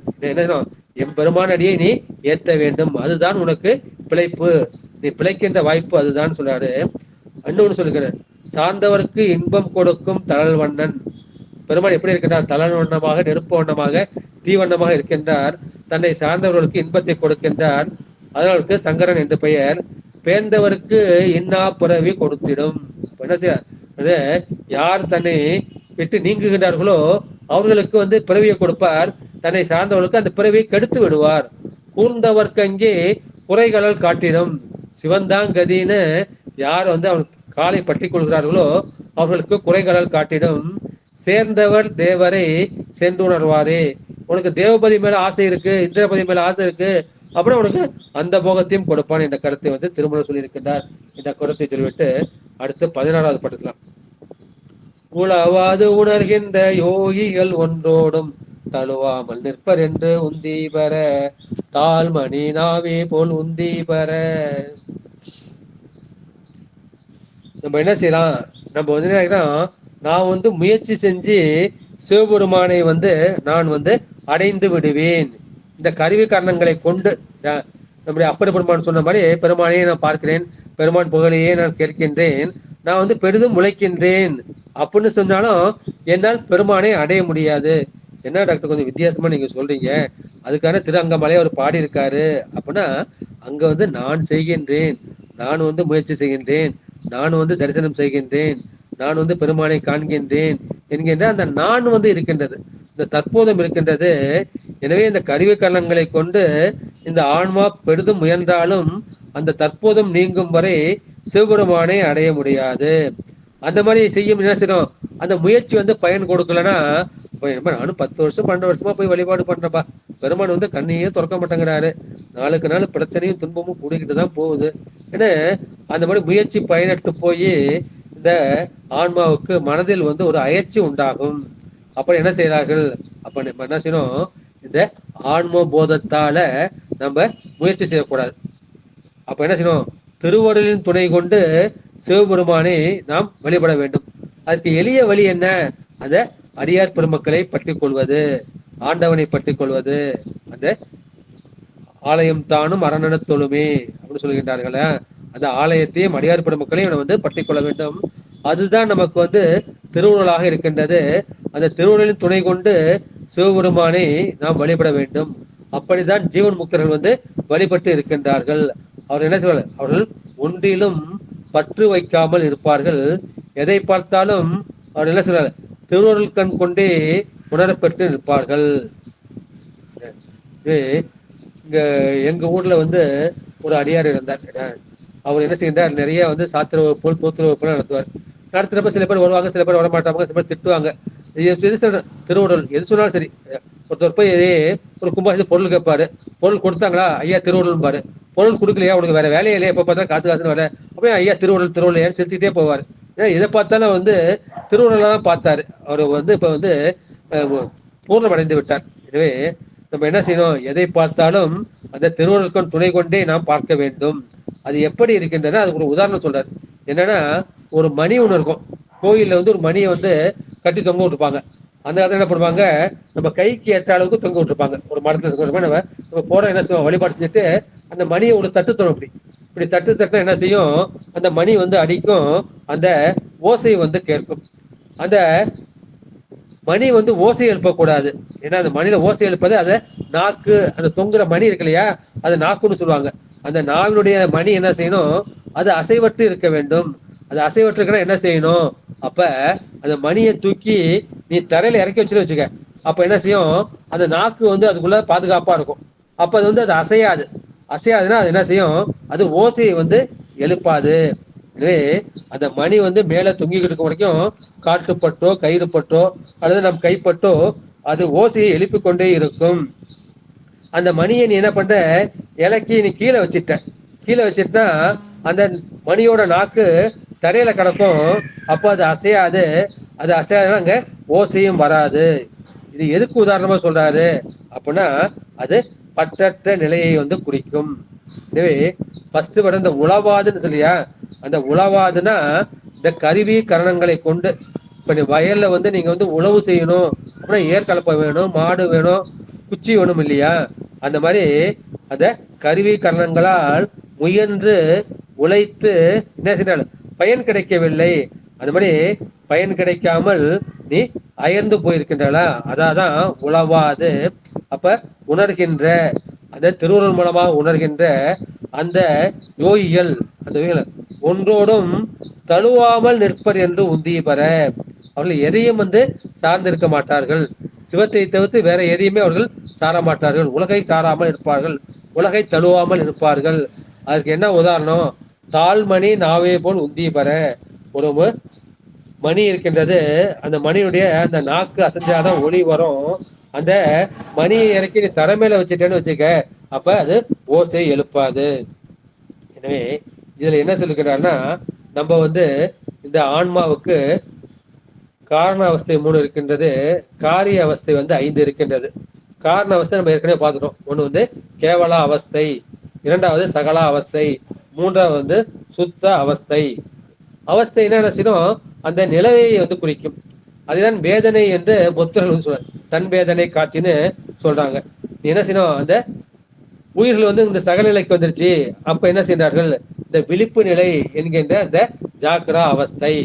அப்புறம் இந்த விழிப்பு நிலை எல்லாமே இருக்க முடியுமா, என்ன செய்யணும், நமக்கு தூக்கம் வருது, கனவு வருது, அங்கிருந்து கீழே இறங்குறப்ப இங்க வருது, இங்க வந்து கனவு என்கின்ற சொப்பன அவஸ்தை இங்க வருகின்றது. இப்போ சொப்பன அவஸ்தை என்ன செய்யறோம், இந்த தூக்கம் என்கின்ற அந்த சுளுத்தி, அந்த தூக்க நிலை என்கின்ற அந்த உறக்கம் வந்து வருகின்றது மூன்றாவது. நான்காவது அதுக்கப்புறம் பேருறக்கம் என்கின்ற அந்த துரிய அவஸ்தை வருகின்றது. அப்புறம் உயிர்ப்படங்கள் என்கின்ற துரியாதீத அவஸ்தை வருகின்றது. எனவே விழிப்பு, கனவு, உறக்கம், பேருறக்கம், உயிர்ப்படங்கள், ஜாக்கிரம், சொப்பனம், சுளுத்தி, துரியம், துரியாதீதம் என்கின்ற அந்த 5 அவஸ்தைக்கும் இந்த உயிர்கள் படம். ஏன் அந்த மாதிரி வரும்னா, இந்த கருவி காரணங்கள் கூடும் போதும் குறையும் போதும் அந்த அவஸ்தை வந்து மாறுபடும். அப்ப என்ன செய்யணும், நீ வந்து எந்த நிலையிலையும் நீ என்ன செய்யணும், அந்த உலகத்தை தழுவாமல் சிவத்தையே தழுவி கொண்டு நிற்க வேண்டும். அது இரண்டாவது கருத்து. மூன்றாவது தாழ்மணி நாவே போல் உந்தி பெற. தாழ்மணி நாவு நமக்கு என்ன செய்யறது, நமக்கு பிரச்சனை வந்து இந்த நாக்கால தான் வருது. நாக்கு என்ன செய்யும், சாப்பிட்டு சாப்பிட்டு உடம்பு கெடுக்கும். நிறைய சாப்பிட்டோம்னா நமக்கு சுகர், பிரஷர், நிறைய நமக்கு வர வியாதிக்கு காரணமே இந்த நாக்கு தான், இந்த சாப்பாடு தான் நமக்கு காரணம். சாப்பிட்டு சாப்பிட்டு அது வேதனை பண்ணுது. ரெண்டாவது பேசி பேசி, இப்ப நம்ம குழுவிலே ஒருத்தர் இருக்காரு, அவர் பேசி பேசி என்ன செய்யறாரு, நிறைய பிரச்சனை வந்து வளர்த்துக்கிட்டு இருக்காரு இல்லையா?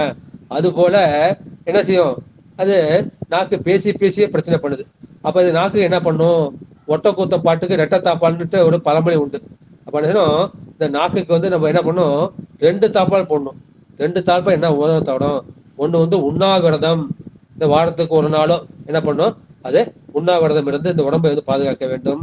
இரண்டாவது வந்து மௌன விரதம், பேசாமல் இருந்து நம்ம என்ன செய்யணும், இந்த மௌன நிலையை பழக வேண்டும். அதான் தாழ்மணி நாவையை போல் என்பது மௌன நிலையை நீங்கள் பழக வேண்டும். எனவே இது அவத்தில் அழுந்தக்கூடாது என்பது முதல் கருத்து.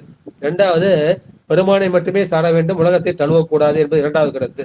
மூன்றாவது வந்து இந்த தாழ்மணி நாவையை போல நம்ம மௌனத்தை பழக வேண்டும். எனவே உளத்தல்னா என்றால், உளத்தல்னா இந்த ஆன்ம உணர்வால் பெரிதும் முயற்சி செய்து உழைத்து பயனின்றி அயர்ந்து போவது. இதான் எல்லா பிறப்பும் பிறந்து இழைத்தேன் எம்பெருமான், அதான் அன்பு. அப்ப என்ன செய்யணும், நமக்கு அயரா அன்பு வேண்டும். நமக்கு பெருமான் வந்து 3 காரணங்கள், உழைப்பதற்கு 3 காரணம் இருக்கின்றது. ஒன்று வந்து மனதின் மூலமாக நினைக்கின்றோம், வாக்கின் மூலமாக பேசுகின்றோம், அந்த காயத்தின் மூலமாக நம்ம வந்து காரியம் செய்கின்றோம். இது மனத்தின் மூலமாக நினைப்பது, வாக்கின் மூலமாக சொல்லுவது, உடம்பின் மூலமாக செய்வது. அப்ப இங்க நாக்கு எங்க இருக்கு, வாக்கு எங்க இருக்கு, அப்ப நடுவில் இருக்கு. மனம், வாக்கு, காயம், அது நடுவில் இருக்கக்கூடிய அந்த வாக்கு. அந்த வாக்கு தான் என்ன செய்யுது, நிறைய பேர் பேசக்கூடாதெல்லாம் பேசிட்டு பிரச்சனை வந்து மாட்டிக்கிறாங்க இல்லையா? எனவே அதை என்ன செய்யணும், ஒரு வக்கீல் வந்து நல்ல திறமையா பேசி இவனை வந்து வெளியே கொண்டு வந்துடுறாரு. எனவே இவனுடைய சிறைக்கூடத்துக்கு அனுப்புவதும் இந்த நாக்கு தான், இவனோட நாக்கு. அவனை வெளியே கொண்டு வந்து வழக்கறிஞரோட நாக்கு வந்து அவனை விடுவிக்கின்றது. எனவே மாற்றம் உண்டேல் வஞ்சம் உண்டு என்பது பழமொழி. எனவே உளவாதி என்பது இந்த கருவி கரணங்களால் முயன்றும் உழைத்தும் பயன் இல்லையே என்று அயர்வு அடைதல். அதுதான் அப்ப என்ன செய்யணும்? உழவாமல் இருக்க வேண்டும், அயற்சி அடையாமல் இருக்க வேண்டும். அதற்காக தான் நம்முடைய திருவள்ளுவர் யாகாவராயினும் நாகாக்க காவாக்கால் சோகாப்பர் தொழிலுக்குப்பட்டு, இந்த மூன்றாவது வரி இல்லையா, தாழ்மணி நாவைய போல நீ எதை காக்கினாலும் பரவாயில்ல, இந்த நாக்க மட்டுமாவது காத்துக்க. என்ன காக்காட்டினா என்ன செய்வோம்?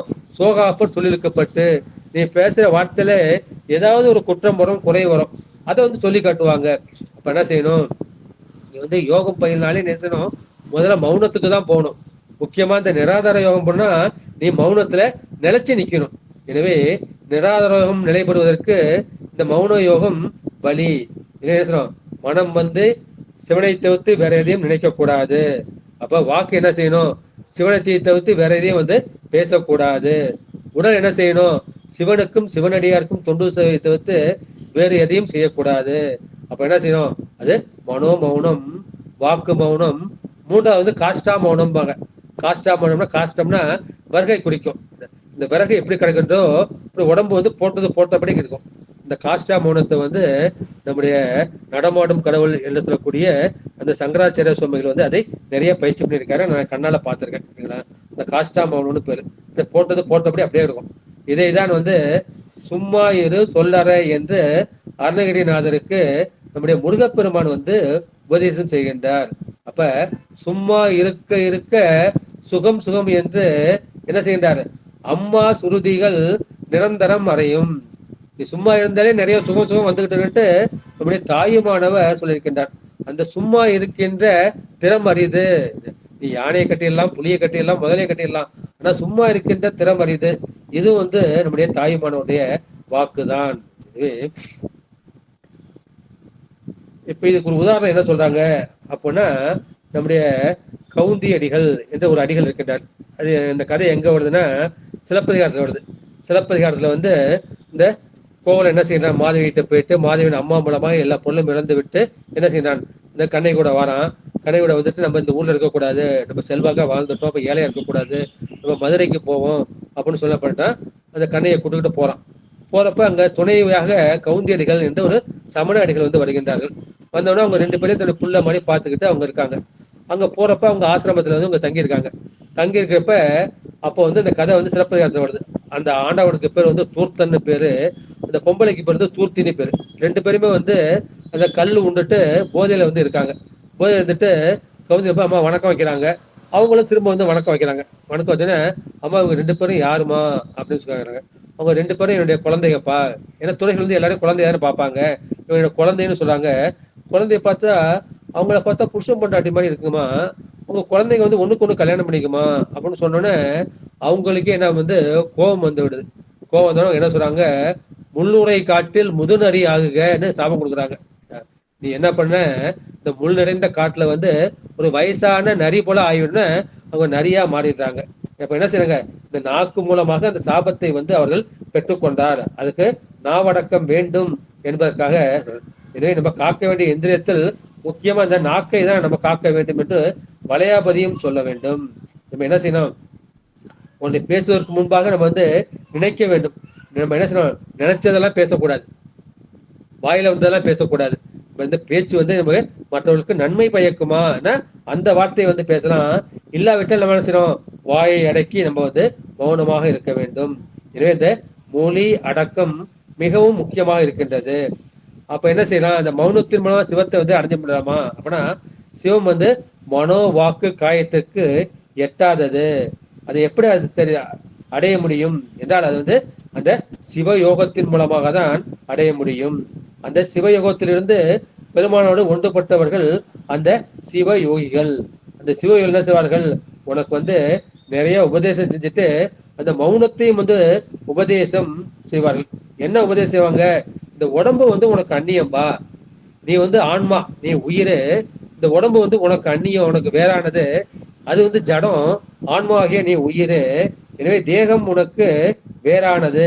எனவே அந்த தேகத்தோடும் அந்த தேகத்துக்கூடிய அந்த மனோவாக்கு காயத்தோடும் நீ என்ன செய்யாதே, நீ கூடாது. இந்த மனோவாக்கு காயம் இந்த மூணு தான் கர்மம் செய்யும்.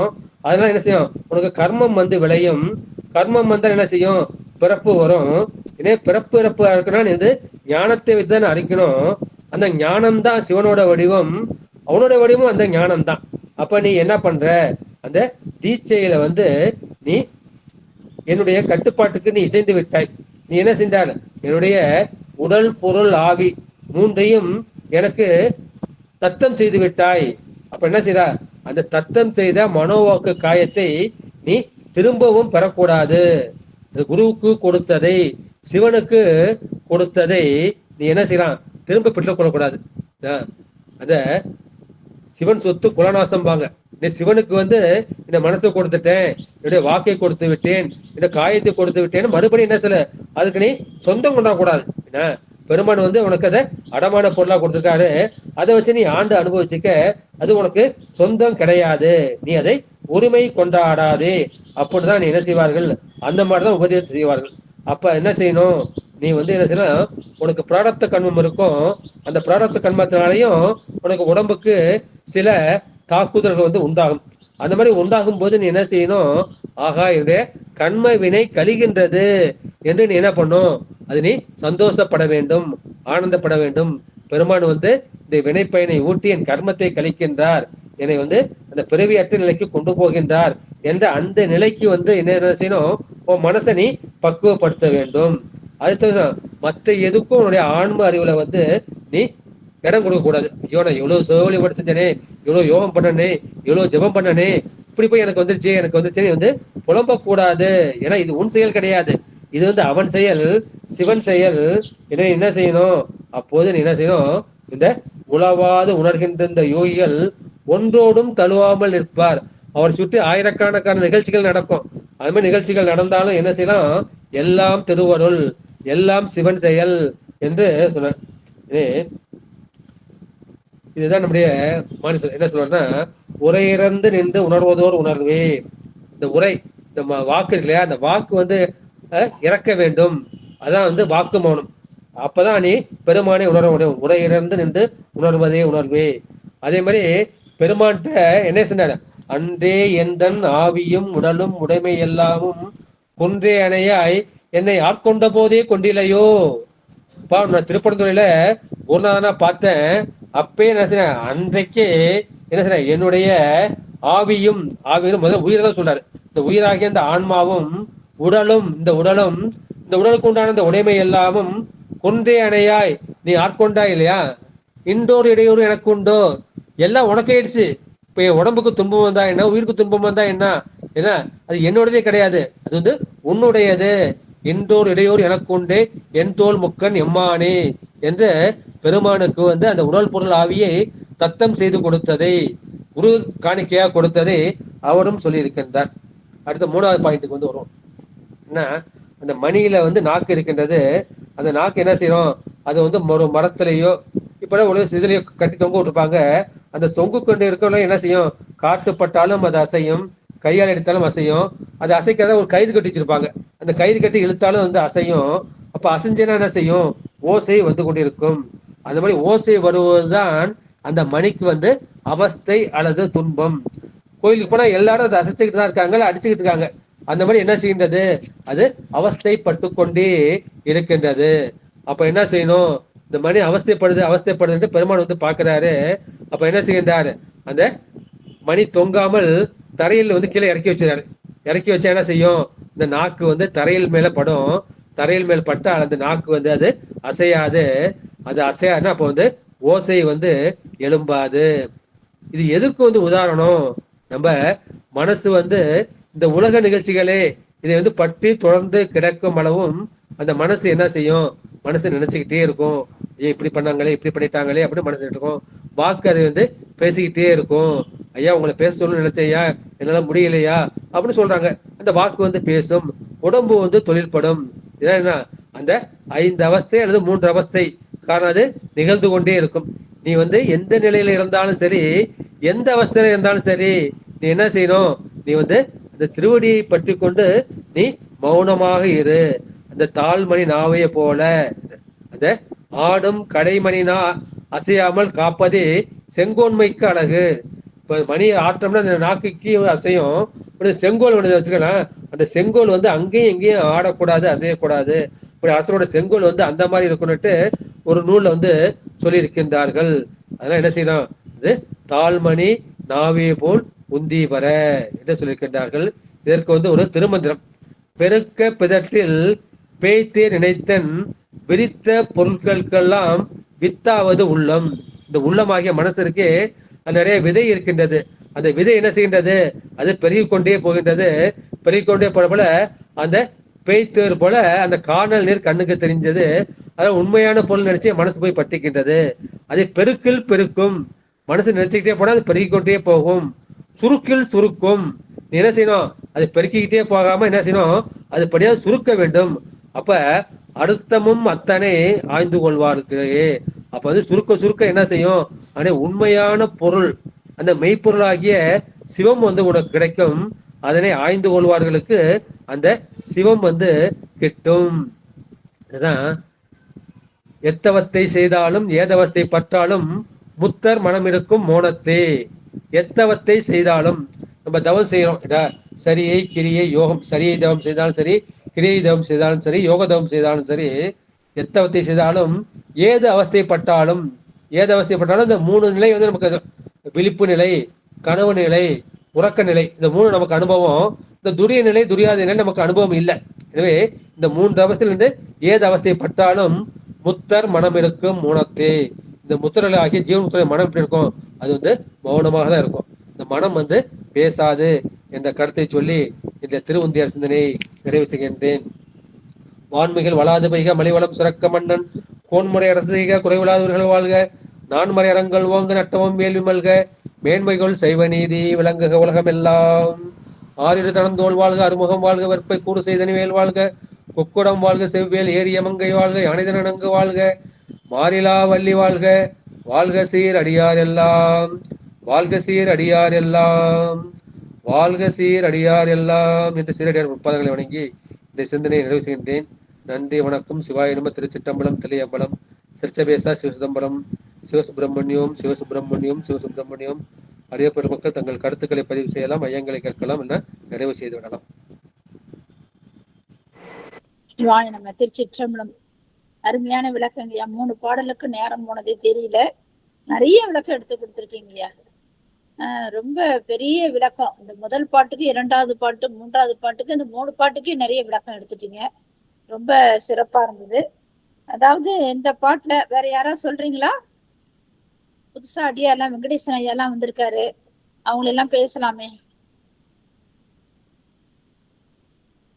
ஐயா, யாரும் உங்க கருத்து சொல்றீங்களா? ஆமா, நீங்க ஒரு சிறிய தொகுப்புரை பண்ணிடுங்கம்மா, அதுக்கப்புறம் வந்து மற்றவங்க கருத்து கேட்கலாம். சரிங்க. 3 பாட்டுக்கு ஒரு சிறிய தொகுப்புரை பண்ணிடுங்க. சரிங்க சரிங்க. அதாவது 14வது பாடல்ல ரொம்ப சிறப்பா சொன்னாரு ஐயா. நம்ம வந்து அனாதியிலே திருவள்ளுவர் நம்ம பிறக்கும்போது கேவல நிலையில தான் இருப்போம். அதுக்கப்புறம் வந்து என்னது சகலத்துல இருப்போம். அதுக்கப்புறம் சுத்த நிலைக்கு போவோம் இல்லையா? அந்த மாதிரி நிலையில ஒவ்வொரு நிலையா நம்ம வந்துகிட்டே இருப்போம். அப்ப கேவல நிலையில இருக்கக்குள்ள திருவருள் வந்து நமக்கு அருள் புரிவாங்க. அப்ப நம்ம உயிர்கள் வந்து ஆணவங்கள் இருக்கிற இந்த பற்றெல்லாம் என்னது நீக்கி இந்த திருவருள் வெளிப்படாமலே இருக்கும். ஆனா பெருமான வந்து ஆணவ பற்று எப்ப தன்முனைப்போடதான் எப்பவுமே இருக்கும். அந்த பற்றை நீக்கணும். அப்ப என்ன பண்றான் பெருமான் நமக்கு வந்து அந்த அருள் சக்தி நமக்கு கொடுத்து அந்த பாச பிணைப்பெல்லாம் நீக்கிறாங்க. கொஞ்சம் கொஞ்சமா அந்த பாச பிணைப்பை நீக்கி அந்த நமக்கு தீக்கை கொடுக்குறாங்களா, குருவர்களோட நம்ம விளக்கு வந்து பெருமானோட எப்படி ஒன்றாய் இருப்பது என்ற அந்த தீக்கை மூலியமாக நம்ம விளக்கம் கொடுப்பாங்க. அந்த மாதிரிதான் அந்த பாடல் வந்து சிறப்பு. பாசத்தோடு நம்ம வாழ்ந்துட்டு இருப்போம். அந்த மறைதி கிடக்க அந்த அருள் சக்தியை வெளிப்படுத்துவதற்கு திரோதான சக்தின்னு சொன்னோம் இல்லையா? அந்த திரோதான சக்தி மூலமா நமக்கு வந்து அந்த மறைப்பாற்றலாம் நீக்கி அதுக்கப்புறம் பெருமான் அருள் சக்தியை கொடுத்து அந்த தீக்கையினாலே நமக்கு ஒரு நல்ல ஒரு ஆசிரியர் கிடைச்சு நம்ம அந்த நிலையெல்லாம் போகணும். முதல்ல வந்து தீட்சை வந்து பாவனை தீட்சை தான் ஃபர்ஸ்ட் வரும். ஒவ்வொன்றா படிப்படிய பக்குவத்துக்கு ஏற்பதான் நமக்கு பெருமான் வந்து அருள் புரிவாரு. அந்த மாதிரி பக்குவம் அடைஞ்சிச்சோம்னா நமக்கு வந்து பெருமான் வந்து குருவா வந்து நம்ம தீக்கை பெற்று அந்த நிலைய சிவமா எப்படி திருவருளும் குருவரும் நமக்கு கிடைக்க பெறக்கூடியதான் அந்த பாடலுடைய சிறப்பு. அந்த மாதிரி இந்த பாடல் வந்து ரொம்ப அருமையான பாடல். ஐயா வந்து ஒரு ஏகப்பட்ட விளக்கம் எடுத்து கொடுத்தாரு, நிறைய விளக்கம் எடுத்து கொடுத்தாரு, ரொம்ப சிறப்பா கொடுத்தாரு. நம்ம திருக்கரிற்றுப்படியால 30வது பாடல தேய் பாடலுடைய கருத்து அப்படியே இருக்குது. ஐயா சொன்ன கருத்து இந்த 30, 31, 32 இந்த 3 பாடல்லையும் அந்த அடுத்தடுத்தே வருது. 30வது பாடல உணராதே யாதும் உறங்காதே உண்ணி உணராதே நீ பொதுவை நிற்கில் அப்படின்ற அந்த பாடலையும் அந்த விளக்கம் அழகா வருது. உனக்கு 3 அருவில சொல்றேன், அதாவது தனு கரண போன போகத்தெல்லாம் கொடுத்து நீ வாசனைக்கான மீண்டும் அவற்றோடு இருக்கக்கூடாது, அதெல்லாம் விட்டு நீங்கணும் அப்படின்ற அந்த விளக்கம்லாம் அழகா ஐயா வந்து பலவித காரணங்கள் எடுத்து கொடுத்தாரு. ஆனா நம்ம வந்து இந்த திருக்காடு இதுலயே போட்டிருந்தது புக்லயே, இதையும் எடுத்து நான் படிச்சு பார்த்தா இதுல இருக்கிற விளக்கம் ஐயா சொல்ற கருத்து ரெண்டும் அப்படியே ஒரே மாதிரியே வந்தது. அப்ப நம்ம அதுலயே மயங்கி இருக்கக்கூடாது. அப்ப என்ன செய்யணும், சிவனை அறிந்து கூடலாம் என்று உணராதே. நம்ம அந்த கருவிக்காரங்களா இருந்தா அந்த அதுலயே நம்ம கூடி இருப்போம்னு நினைக்க கூடாது. ஆனா அது இந்த பாசம் நீங்க அந்த பசுஞானத்தை நம்ம அறியணும் அப்படின்றதுனால இந்த பாடலுடைய விளக்கம் ரொம்ப அழகா எடுத்து கொடுத்தாரு. அடுத்ததாக பாடு வந்து பற்றைய அறுப்பது ஒரு பற்றினிய பற்றிதான். இது எல்லாம் திருக்குறள்ல நிறைய விளக்கம் எடுத்து கொடுத்துட்டாரு, திருமந்திரத்தை எடுத்து கொடுத்தாரு. திருக்குறள்ல வாழ்க்கை துணை சொல்லி ஏன் மக்கள் பேரை கொடுத்தாங்கன்னு சொன்னாங்க. ஆறா இயற்கைன்னு ஒரு பாடல் விளக்கம் எடுத்து கொடுத்தாரு நிறைய. அது எப்படி பெருமான் வந்து யாக்கை நிலைமை அவதான், நம்மளோட நிலைமை யாக்கை நிலைமை, அதெல்லாம் எப்படிலாம் நீக்கணும் அப்படின்னா முதல்ல எனது என்றதை பற்ற போகணும், அதுக்கப்புறம் பொருள் பற்று போகணும், மூன்றாவதாக அந்த அகப்பற்று உள்ள மீது பற்று, அகப்புறப்பற்று, இந்த 4 பற்றுன்னு சொல்வார் ஐயா. அந்த 4 பற்றி நீக்கணும். அப்ப என்ன பண்றது, கருவி கருவம் தான் நமக்கு இருக்கு, அதுலயே நம்ம கூடி இருக்க கூடாது. அப்ப வந்து யானி இழந்த பற்றெல்லாம் நீக்கி பெருமான் ஒன்றே, அந்த திருவருள் ஒன்றேதான் என்றத பற்றதான் நம்ம பிடிக்கணும். உலக பற்றின் மேல நம்ம போகக்கூடாது. அந்த உயிர் வந்து ஞானமா இருக்கக்கூடிய அந்த என்ன சொல்றது பெருமானுடைய பற்று, திருவருள் பற்று நம்ம பிடிக்கணும் அப்படின்ற சார்ந்த தன்மை. நம்ம உலகப்பற்றோடு சார்ந்துதான் வாழ்ந்துட்டு இருக்கோம். அந்த சார்ந்த தன்மையை இந்த பக்கமா மாற்றணும். திருவருளோட இறைவன் தான் சிவபெருமான் தான் நிலைத்த பொருள் என்ற அந்த பற்று நம்ம வரணும். அந்த பற்றுதான் ஐயா வந்து அழகா அந்த விளக்கம் கொடுத்து திருக்குறள்லாம் நிறைய விளக்கம் எடுத்து கொடுத்தாரு. இந்த பாட்டி 31வது பற்றுள்ள பற்ற விற்று நிற்றல் எப்படின்னு சொல்லி இதுலயே அதான் சொல்ல, திருவருளை பற்ற முறைமையும் பற்றுள்ள பற்ற விற்று நிற்றல்ன்றது 31வது திருக்கரிற்றுப்படியாரிலையும் அழகா விட்டுருக்கு. அதாவது வினைப்பின் விடைக்குள்ள பொருளை உள்ள விருப்பமாகும். அதாவது நம்ம இந்த நமக்கு எப்படி வினைப்பின் எதிரான வருதுன்னா உலக பொருள்கள் தான். அந்த ஆசை, காமம், குரோதம், லோபம், மதம், ஆச்சரியம்ன்றதெல்லாம் அந்த வினை, அதன் மூலியமாக தான் வினை வருகிறது. அதெல்லாம் என்னது, அந்த நீக்கணும். அப்ப நீக்கிறதுக்கு என்ன நமக்கு ஒண்ணு, திருவருள் தான் நமக்கு உதவணும். நம்ம நினைச்சுக்குது நம்ம தான் எல்லாமே, நம்மளால எல்லாம் முடியும் அப்படின்னு நம்ம இல்ல, திருவருள் இருந்தாதான் எல்லாமே நீக்க முடியும், திருவருள் ஒன்றுதான் சிறப்பு அப்படின்னு அந்த திருவருளை பற்றியே நம்ம நிற்கணும். அத அறிவில உணர்ந்து வந்து அப்ப என்ன அதே நிலையில இருந்து நம்ம தற்போதுனா நம்மளை விட்டு நீங்கிடும் அப்படின்னு அழகா அந்த பாடலை விளக்கம் எடுத்து கொடுத்தாரு. அதுக்கப்புறம் நிறைய விளக்கம், கொஞ்சம் நெஞ்சல் ஐயா விளக்கம் சொன்னது அவ்வளவு அருமையான விளக்கம் கொடுத்தாரு. அடுத்ததாக பற்றற்ற நிலை எப்படி இருக்கணும், அதோடைய தன்மை என்ன அப்படின்னு அழகா வந்து 3 வகையா சொன்னாரு. எப்படிலாம் வழிபாடு செய்யணும் அப்படின்னா, அடியார்களை முதல்ல பற்றி கொள்ளணும், 2வது சிவபெருமான வழிபாடு பண்ணணும் அப்படின்ற அப்ப என்னது இந்த திருமந்திரத்தை பாடலாம் அழகா விளக்கம் எடுத்து கொடுத்தாரு. அப்ப நாம என்ன சொன்னோம், நம்ம தற்போது நீங்கணும். கருவி கொண்ட பெரிதும் முயன்று உழைத்தாலும் நம்ம கருவி கண்ணம் கொண்டு நம்ம சிவனை அடையவே முடியாது அப்படின்னு கருத்தை அழகா எடுத்து சொன்னாரு. சீவன முத்தெல்லாம் எப்படி செய்வாங்க, இந்த உலகம் பற்றெல்லாம் போக்கிடுவாங்க. பெருமானோட நிலைத்த பொருள் என்று அதுலயே அந்த பற்று வைத்து அந்த பற்று தான் வச்சிருப்பாங்க. அப்ப அவங்க திருவருப்பை அவங்களுக்கு நிச்சயமா அவங்களுக்கு கிடைக்கும். ஆனா நாம என்ன செய்வோம், உலக பற்றிலே வாழ்ந்து இதுல கொஞ்ச நாள் அதுல கொஞ்ச நாள் இருப்போம். அப்படி இருக்கக்கூடாது, பெருமானே பற்றி இருக்கணும் அப்படின்ற கருத்தை இந்த பாடல் மூலமா நமக்கு எடுத்து கொடுத்தாரு. நிறைய சிலப்பதிகாரம் விளக்கம் எல்லாம் கொடுத்தாரு. அந்த கோவலன் கதையை பற்றி எல்லாம் விளக்கம் எடுத்து கொடுத்தாரு. ஒரு சிறப்பான ஒரு அடியாரை பற்றி எல்லாம் விளக்கம் எடுத்து கொடுத்தாரு. ரொம்ப சிறப்பான ஒரு விளக்கங்கய்யா. ஆனா நிறைய கருத்து எடுத்து கொடுத்தீங்கய்யா, ரொம்ப அருமையான ஒரு கருத்து. உலக பற்றில அழுந்தாது மெய்ப்பொருளை உணர்கின்ற யோகிகள்லாம் இருந்தாங்க. அந்த மாதிரி நம்ம மணியை, அந்த தொங்குகின்ற மணி என்னன்னா சத்தம் கேட்டுக்கிட்டேதான் இருக்கும். அந்த நாதமானது சத்தம் இல்லாம அமைதியா இருக்குன்னா அது என்ன தரையில வச்சுட்டா அது அசையாம இருக்க முடியும். அந்த நிலைக்கு நாம போகணும்ன்ற கருத்து தான் ஐயா வந்து இவ்வளவு அழகா எடுத்து கொடுத்தாரு. அது பற்று இல்லாம இருக்கணும், அந்த மாதிரி அசையாம இருக்கிற அந்த பற்று நமக்கு இருக்கணும் அப்படின்றத கருத்தியும் அந்த மணியின் மூலமா நமக்கு உதாரணமா எடுத்து கொடுத்தாரு. ரொம்ப சிறப்புங்கய்யா. சிவாய நம. திருச்சிற்றம்பலம். நன்றிங்கய்யா. மற்ற அடியார் யாரோ உங்க கருத்தை சொல்லலாங்கம்மா. நல்ல அருமையான தொகுப்புரையமா. பட் அடியால் தங்கள் கருத்தை பதிவு பண்ணுங்க. சிவாய நமங்க ஐயா. சுமதி குணசேகரன் பண்ருட்டில இருந்து பேசுறேங்க ஐயா. உங்க வகுப்பு ரொம்ப அருமையா இருந்ததுங்க ஐயா. அம்மா எடுத்து சொன்ன விதமும் ரொம்ப நல்லா இருந்துச்சு. நீங்க பற்றற்று இருக்கணும்னு சொல்றீங்க. உடம்பால் அடியின்னு உயிரால் அடிவர்னு சொல்லுவாங்க. உடம்ப பாதுகாத்துக்கிறதுலயே நமக்கு டைம் போயிடுது. ஏன்னா அந்த உடம்பு நல்லா இருந்தா தானே நம்ம அடுத்தடுத்த நிலைக்கு போக முடியுது. அதுலயே போயிடுது ஒரு பாயிண்ட். 2வது நமக்கு ஏதாவது ஒரு துன்பம் வந்துச்சுன்னா அது நம்மளுடைய கர்மாஸ் கழியுது அப்படின்னு நினைச்சிட்டு அமைதியா இருக்கணும் அப்படின்னா, இவங்க அமைதியே இருக்காங்க, என்ன சொன்னாலும் கேட்டுப்பாங்கன்னு சும்மா சும்மா தொந்தரவு பண்ணிட்டே இருக்காங்க ஐயா. இதுக்கு எனக்கு விளக்கம் நீங்க கொடுத்தே ஆகணும். நான் ரொம்ப பொறுமையா இருந்தாலும் பொறுமையை சோதிக்கிற அளவுக்கு இருக்கு. நான் எதுவும் வேண்டாம் அமைதியா சொன்னீங்க. அது கோயில் மணி, அது ரொம்ப அருமையா இருந்துச்சு. அந்த மாதிரிதான் இப்ப அமைதியா இருக்கேன். பட் அவங்க என்ன இவ அமைதியா இருக்கான்ற அப்படின்றதாலயே அது முன்னாடி இருந்ததை விட இப்ப அதிகமா எனக்கு தொந்தரவு வர்ற மாதிரி ஒரு ஃபீல் ஆகுது. எனக்கு இதுக்கு நீங்க ஒரு வழி, நல்ல வழி ஒண்ணு சொல்லணுங்க ஐயா. நன்றிங்க ஐயா. வினைப்பயன் தான் அது. வினைப்பயன் தான், உங்களுடைய வினைப்பயன் தான் அது. சிவா மிகவும் நல்லா சிறப்பா சொன்னாங்கம்மா.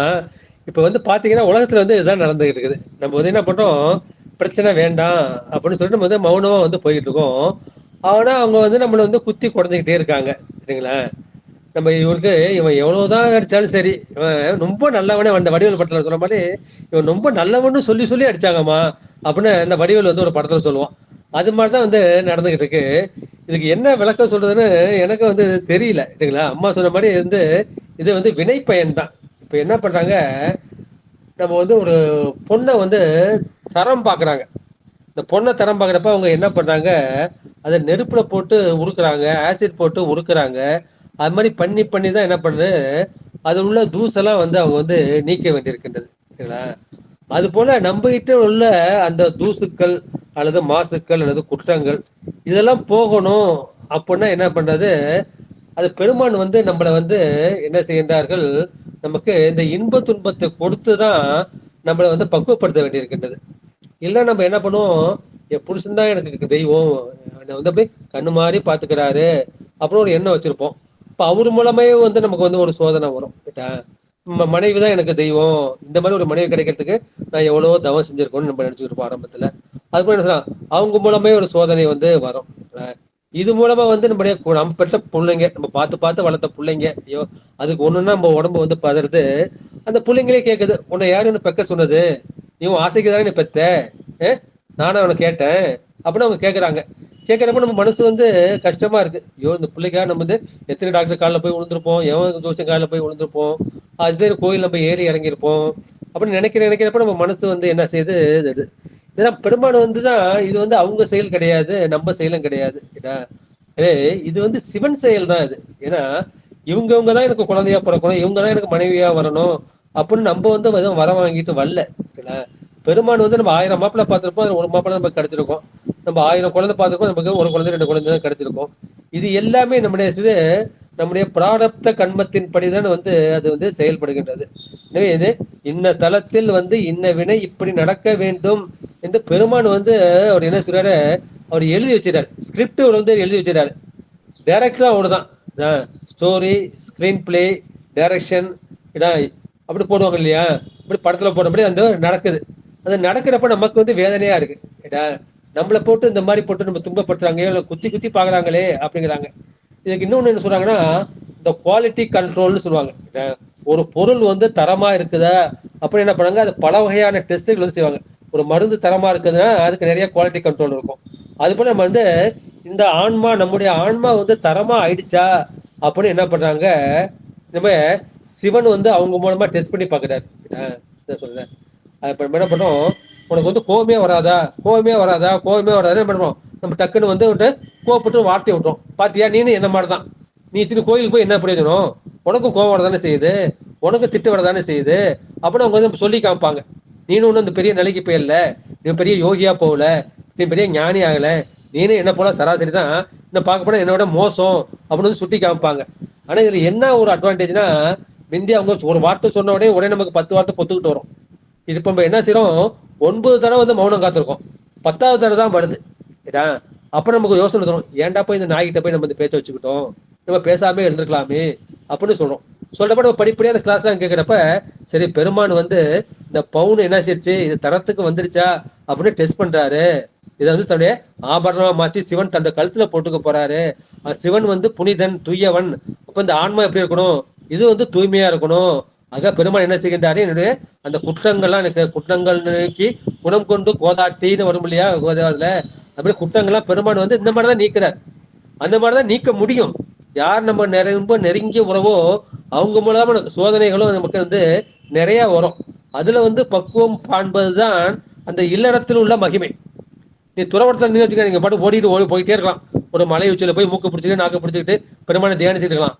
ஆனா நீங்க இல்ல இடத்துல இருந்துகிட்டே, குடும்பத்துல இருந்துகிட்டே, இந்த புருஷன் பொண்டாட்டிகளை, இந்த பிள்ளைங்க கூட, மாமன் மச்சான் கூட, இந்த உறவுகள் கூட சேர்ந்துட்டு நம்ம வாழ்றோம்ல, அவங்க மூலமா கிடைக்கிற அந்த சோதனையை தாங்கிறோம் இல்லையா, அந்த பொறுமை தான் அந்த ஞானிகள் செய்யக்கூடிய, யோகிகள் செய்யக்கூடிய அந்த தவத்தை விட உயர்ந்தது இந்த தவமா.